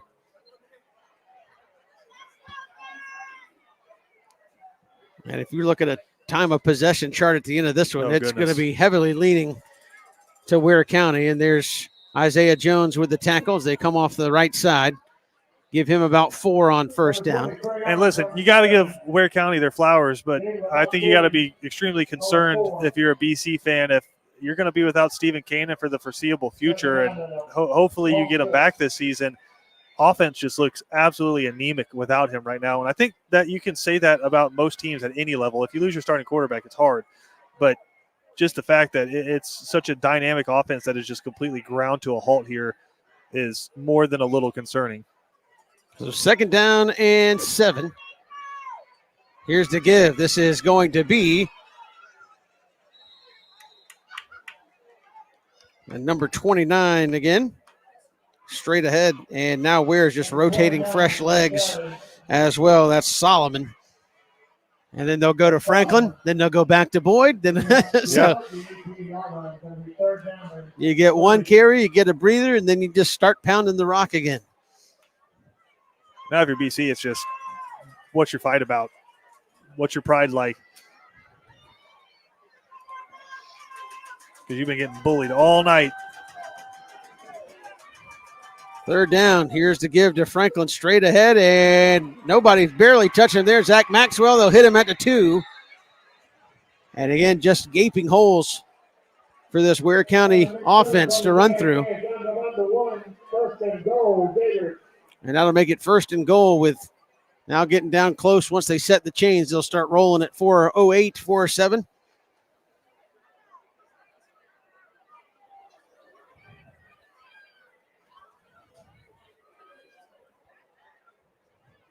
And again, we're in no hurry. They'll break the huddle. And here is Hooks.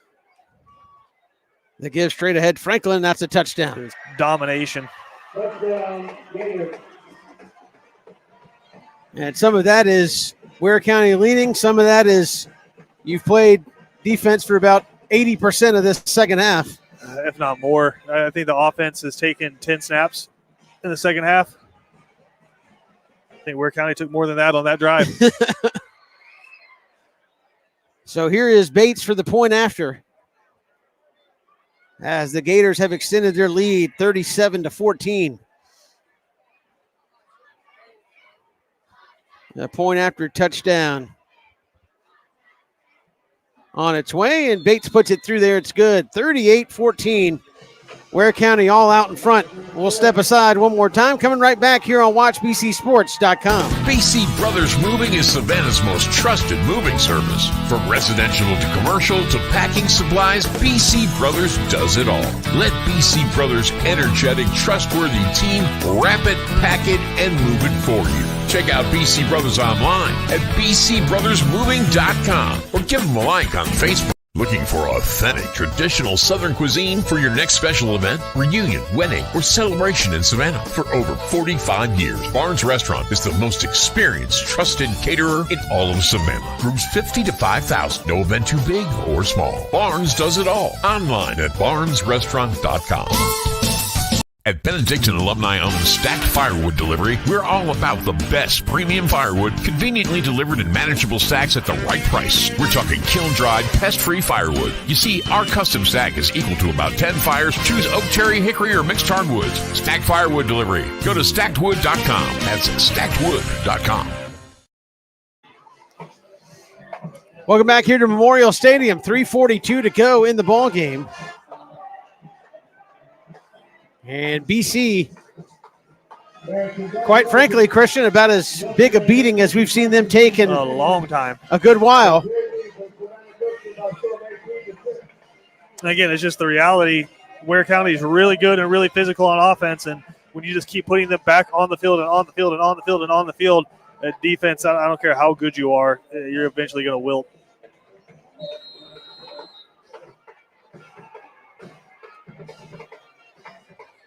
So here's the kick from the Gators, and it will be driven back and into the end zone.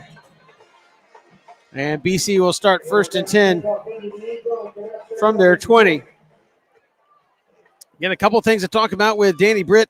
A couple? In the Attorney Jonathan Dunn postgame show. 1, the health of your quarterback. 2, the health of your running back, Stanley Smart. He got dinged, and we have not seen him since about midway through the third quarter. Granted, there hadn't been a lot of offensive snaps to really evaluate.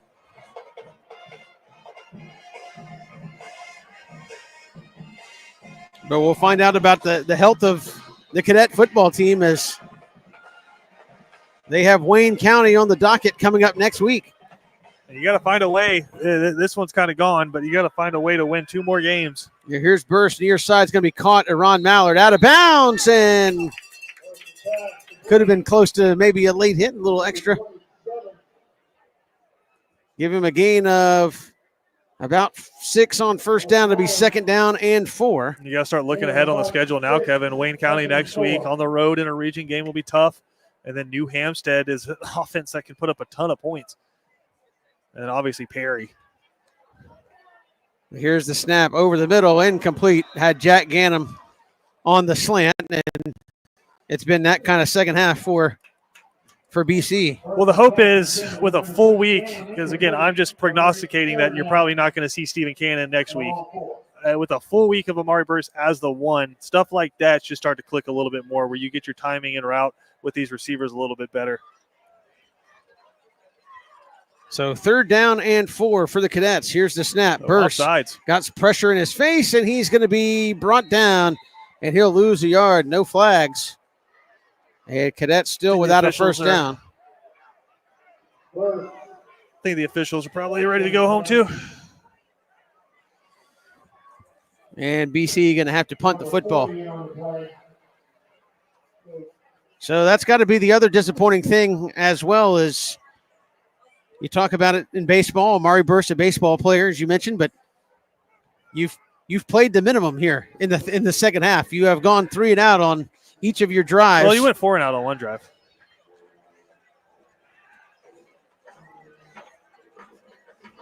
So there's that. Here's the punt. Nobody back for Ware County, and it takes a little backspin, and now you're seeing some frustration here after the play. You got some Ware County Gators chirping at some of the Cadets here and back and forth.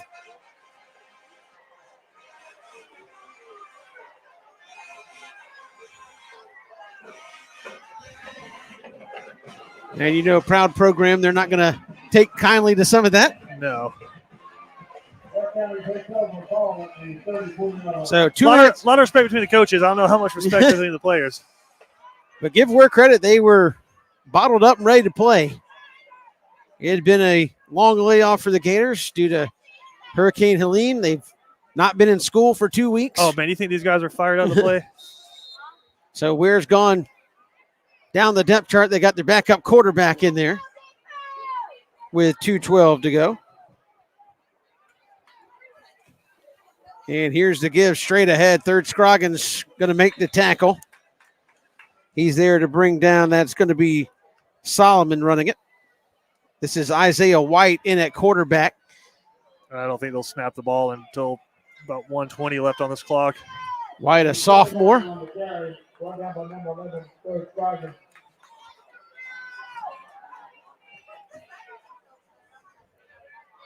BC still got a lot of their starters out there on defense. So they're still getting after it and competing it. 97 seconds to go in the ball game. Here's White. He'll give it straight ahead.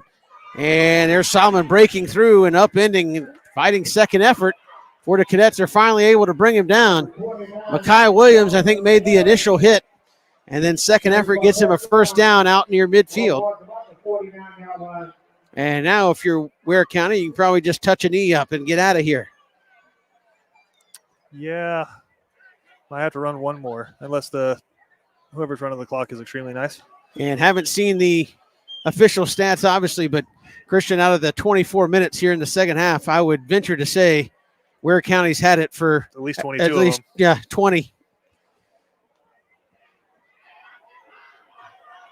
So you get beat 20-4 in time of possession in the second half, and this is what it can look like. And now they'll take a knee. Will they have to snap it again? The flag comes out. And that's not what anybody wanted to see with 41 seconds left. Yeah, sometimes you can just let stuff go there, Mr. Official. I don't think we need a procedure penalty on the victory formation. So back it up. They'll have to snap it one more time. And that will do it. Run the clock, please. Thank you.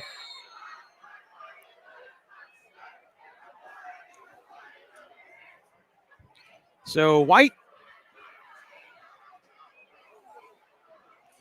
with the snap, he'll take the knee, and that should do it. Ware County going to beat Benedictine 38-14. Offensively, just dominated the line of scrimmage, especially in the second half. For Danny Britt, you got bigger concerns.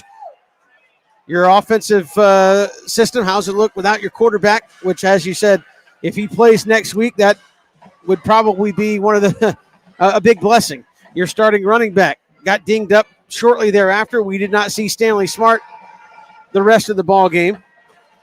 He just went and got his helmet out. So not sure if he's walking around like he's all right. So not sure if that was just precautionary or what. But Christian, obviously it's a different offense moving forward now for BC. Yeah, I don't know how many offenses, again, high school, college, NFL, operate exactly like they do with their starting quarterback when the starting quarterback goes out. So it's going to be an adjustment, but man, you can't let it be that bad where it's 3 and out, 3 and out, 3 and out, 4 and out, 3 and out, 3 and out, 3 and out turnover. It's got to be something better than that. Hopefully with a full week of practice with Amari as the starting quarterback, you can come up with a plan against a team where, again, Wayne County is a proud program but having a down year. So hopefully hit the road, get that system in, and then if it's going to be a prolonged absence for Stephen Cannon, really start to put in that new system for Amari Burst where you feel confident. You still have a ton of athletes out there that can do a lot of damage for BC, but, man, this one, the loss, it stinks when you lose, and that's not the worst part of a night. Absolutely. We'll come back. The Attorney Jonathan Dunn post-game show is around the corner. Final score, Ware 38, Benedictine 14. This is Cadets Football on WatchBCSports.com. The honor, the heritage, the tradition of excellence. The home for Benedictine Cadets football is WatchBCSports.com. All the games, play-by-play, and in-depth analysis. Home of the Danny Britt Show. Be a part of the action as your Benedictine Cadets take the field in their quest for yet another championship. On the official home of the Cadets, WatchBCSports.com. And look for us on Facebook and Instagram at WatchBC Sports. When it comes to blocking all the obstacles that life throws your way, let Bernard Williams and Auto Owners Insurance help you dodge the hits, analyze the playing field, and run the ball all the way home. We shield you so you can have peace of mind when it comes to auto, home, life, or business insurance. As one of the oldest and most respected independent insurance agencies in the Southeast, we know what it means to stand behind the people we protect head on. Trust in the power of the shield since 1934. For more information, go to thepoweroftheshield.com. At Benedictine alumni-owned Stacked Firewood Delivery, we're all about the best premium firewood, conveniently delivered in manageable stacks at the right price. We're talking kiln-dried, pest-free firewood. You see, our custom stack is equal to about 10 fires. Choose oak, cherry, hickory, or mixed hardwoods. Stacked Firewood Delivery. Go to stackedwood.com. That's stackedwood.com. BC Brothers Moving is Savannah's most trusted moving service. From residential to commercial to packing supplies, BC Brothers does it all. Let BC Brothers' energetic, trustworthy team wrap it, pack it, and move it for you. Check out BC Brothers online at bcbrothersmoving.com or give them a like on Facebook. You know, Christian, after a day of the hottest sports in town, sometimes you just gotta unwind. Yeah, Kevin, and the perfect place to do it, Cool Vibes Pizza and Wings. That's because Cool Vibes offers delicious pizza, wings, sandwiches, and salads, all with a Jamaican Caribbean island twist. And the atmosphere is 100% kicked back. No worries, man. Plus, they're the home of the Oxtail Pizza. Cool Vibes Pizza, 4501 Montgomery Street, Savannah. That's coolvibespizza.com. Cool with a K. Come on and unwind at Cool Vibes. Welcome back here to the Attorney Jonathan Dunn postgame show. Your final score, Ware County 38 and Benedictine 14. And Christian, obviously a lot to talk about with Danny Britt about his health of his quarterback. I think he'll probably be upset maybe about the lack of physicality at times at the point of attack. I know he's talked about that in several ball games this year. He said, hey, very rarely are we out-physicaled as a football team. They certainly were along the offensive defensive line of scrimmage tonight, and I know that's everything else aside, not something that's probably going to sit well with him as a coaching staff. You could talk about, hey, we lost our quarterback, you didn't lose your offensive and defensive linemen, and they were pushed around. Right. Some of it they just played too much in the second half, but they were pushed around in the second half. I think that's probably going to be the biggest thing that he circles. But at the same time, Kevin, even if I don't tell you that you lost Stephen Cannon, if I tell you you're going to muff a punt, you're going to put the ball on the ground a couple other times, give it away, and then have just one takeaway from Ware, you're probably not feeling great. You didn't execute inside the red zone when you needed to. So it was a cacophony of things that kind of went wrong there for the Cadets. But obviously, number one is losing your starting quarterback. You feel like you're in any game when he's out there. And now it might be back to the drawing board again. We don't know anything more than he was out for the remainder of this game. And we saw him on the sideline with a sling. But kind of, as you said, when it's the throwing arm of your quarterback and he's in a sling and they're kind of filling around in this area right here, it's usually not a great sign. So obviously all of our well wishes are with the Cannons right now. That's their child, number one. Yep. But beyond that, for BC's plans for the future here, the remainder of the season, it's got to be about just going back to the drawing board and figuring out a way to beat Wayne County next week. Yeah, the Attorney Jonathan Dunn post-game shows. Led by Attorney Jonathan Dunn, the firm has earned a well-respected reputation as fierce litigators committed to providing exceptional legal representation to our clients. With over 20 years of experience in the legal field, Attorney Jonathan Dunn has honed his skills and expertise to cater to a wide range of legal needs. Their team is driven by the core values of integrity, compassion, and relentless dedication to their clients' best interests. And again, this is a BC team where if you're going to have to regroup, you go to winless Jessup and Wayne County next week, who has been regrouping. They lost 31 seniors a season ago, and it has been a challenge to kind of get a young football team up to staff here in Jessup.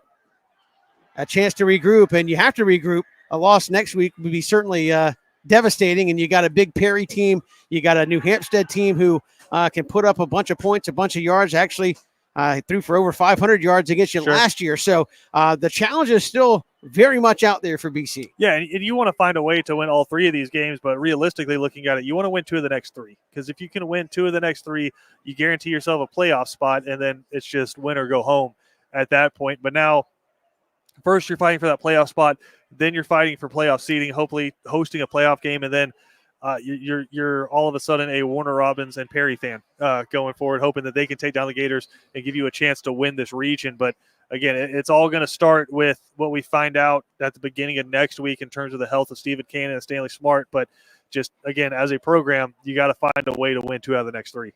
All right, Christian, let's go to some of our post-game accolades here. Even in a loss, you had some good performances. Let's start on the defensive side, our Stacked Firewood defensive player of the football game. Who you're looking at and who you going with? Yeah, he kind of had an up and down game, but man, when he popped, he really popped. And it has to be Jones coming down from his safety position. I thought he made a number of really big plays. And we look at Isaiah Jones, he's a fantastic athlete, but he's a smart football player. And I think that's kind of what bit him a couple of times is he lost his head. And a couple of big offsides there allowed them to convert and punch it in for a touchdown there very late in this game. So some stuff that really popped, some stuff where you're going to kind of be slinking down in your seat during film study with your coaches there. But I thought he really, really shined on the defensive side of the football.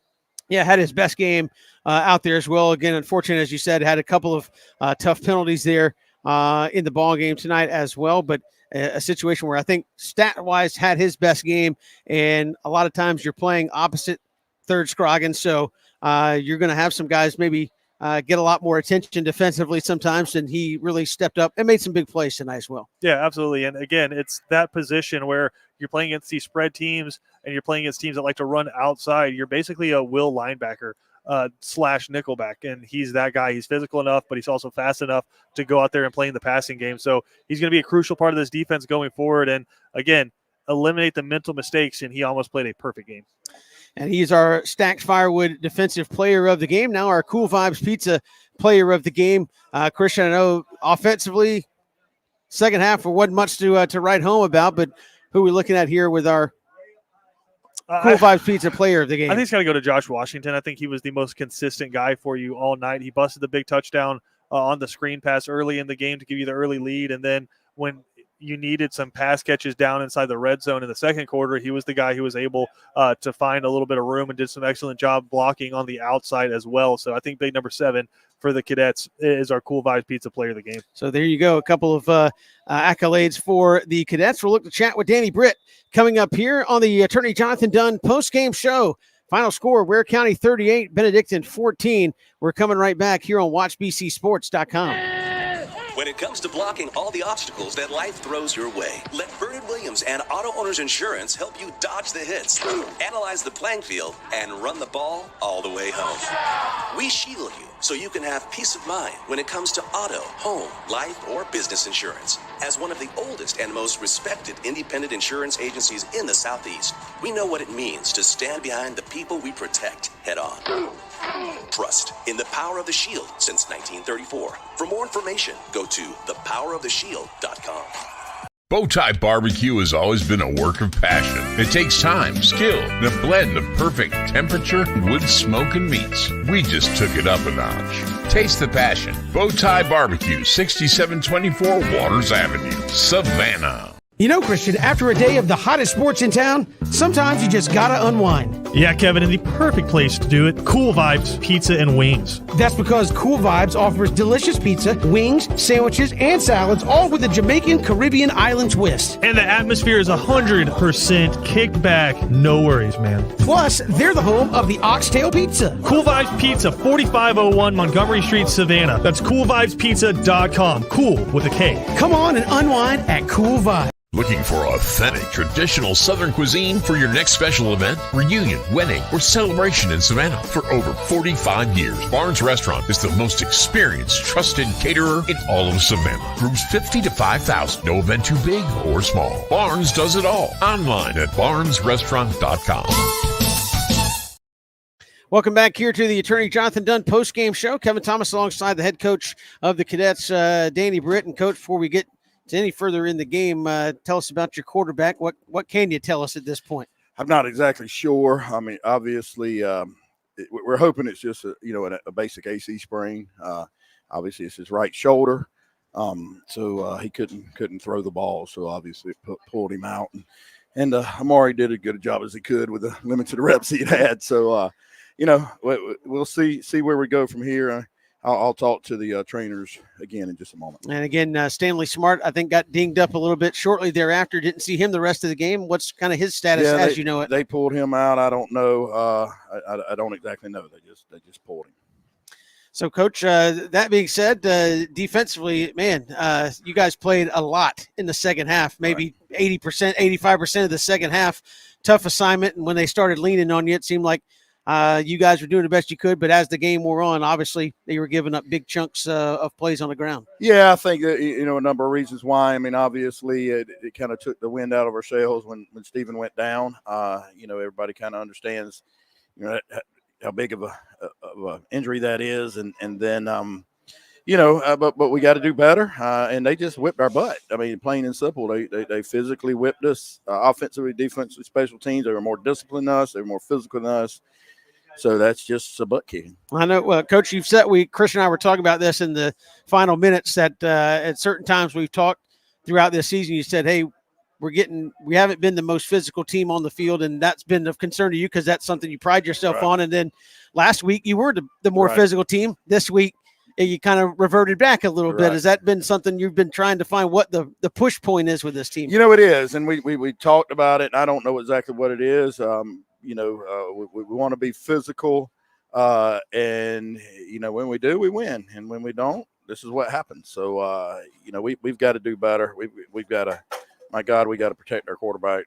He can't take these kind of shots all the time, and so there's a lot of things we got to get better at. Again, Coach, got Wayne County coming up next week, and you mentioned Omari, a guy that has an ability, but he hadn't been out there other than tonight in a prolonged kind of meaningful snaps. What do you and Coach Phillips kind of look at as you prepare next week with what you may or may not have available to you offensively? Yeah, we just got to look and see what Omari can do best, and work the offense in that direction. Again, very limited tonight because got very, very limited reps. That's just the way it is. And at any level, your number 2 quarterback just doesn't get the big time reps. So, we'll see what's best with him in there, and then go from there. Coach, I know a tough one tonight. We'll hope to get some good news on your injury front. And again, we appreciate you coming up and joining us. Thanks so much. All right. Thank you so much. And we'll see Coach next week in Jessup for the Wayne County game. And Christian, you will see him on Thursday. We play the Dipsy Doo Danceroo here at the stadium, but you'll see him Thursday at Bowtie Barbecue. They'll probably have a clear picture of kind of what's happening with their football team. But again, I know some people say, well, you make an excuse. No, it's true. Amari Burst probably had 15 varsity snaps coming into tonight's ball game, and most of that is, hey, turn around and hand it off. That's tough. You mentioned, hey, as soon as he had to come in, hey, you're expecting kind of to watch, see what's happening, and now you're expected to go out there and make plays, and it's tough to just go out there cold and say, hey, the full playbook's open, big man. It's going to be very limited, obviously. Yeah, it's just your quarterback is getting 90%. Your number 1 quarterback is getting 90% of the reps of practice. You have some stuff where you'll put your backup quarterback in with the 1s, but for the most part, Amari Burst is rolling with the 2s out there, maybe working scout team against the number 1 defense. So he just doesn't have reps with the guys out there right now. And as I mentioned, you lose Stephen Cannon, and we don't know for how long, but regardless, you lose Stephen Cannon, but you still have Bubba Frazier. You still have Josh Washington. We'll hear about Stanley Smart. You still have Mekhi Williams. You have a ton of guys out there, Ron Mallard, that can make plays, right? So you have the playmakers. Now it's going to be how can you most efficiently get them the football. I wouldn't be surprised if next week we see BC under center a lot more, just running what they did for so long, and it works. And now can you kind of build off of that? So it's going to be a process, but with an entire week in front of you and giving him a chance, even if you keep everything the same, but give him the chance to rep with the 1s, that's a big deal. So Wayne County coming up, and then we'll see where it goes from there. Absolutely. So again, the new look schedule, Wayne and Jessup next week, Perry up on the schedule, and then you finish with New Hampstead as part of that flip-flop. And again, it gets tough. Well, we knew it was going to be tough, but it's going to be tough the rest of the way as well here for BC. And again, Christian, I think kind of frustration point you could tell, and I asked him about it, was they pride themselves on being physical, and it seems like some weeks they're physical, some weeks maybe not as physical as they think they should be. And I feel like that's not necessarily a button you can press with your football team and say, let's go be more physical. Well, obviously you're preaching that message to them. So I think that's just a consistency issue that I think they're trying to get to. Well, I thought he was brutally honest. I mean, with Stephen Cannon in the game, BC was up 14-3 and 14-10 at halftime, and you had just gotten the football back. Then he gets sacked, and all of a sudden everything starts to pile from there. And I thought his honesty was with the air kind of went out of the team. It wasn't just the fans in the stands. It's everybody on the sideline knows what Stephen Cannon means to that team. And so when you see your starting quarterback with his head in his hands, it's going to kind of signal to the whole team that, okay, something's wrong. And so sometimes the team can respond, but again, I want to give Ware a lot of credit. Even if State of Canaan was in this game, there's no guarantee that BC wins that football game. They had a lot of momentum going into that second half. So it's just one of those things against a state champion team. You lose your starting quarterback, the air goes out, you turn the football over a bunch. The result is 38-14. And you had the ball for 11 plays in the second half? Maybe. If that. So tough way to go down the stretch and end it. Next week in Jessup, Christian and I will be there from Wayne County as they continue in region play and a chance to try to get back on track. If you are the Cadets, you can also join Christian on Thursday, Bowtie Barbecue, high noon for the Danny Britt Show. Right. And there'll be no shortage of topics to talk about on Thursday, just like there aren't tonight as well. So join Christian for that as well. We'll see you next Friday night from Wayne County.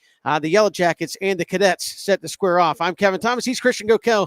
Thanks for watching us here on Watch BC Sports. And this has been Cadets Football, built by Islands Ace Hardware.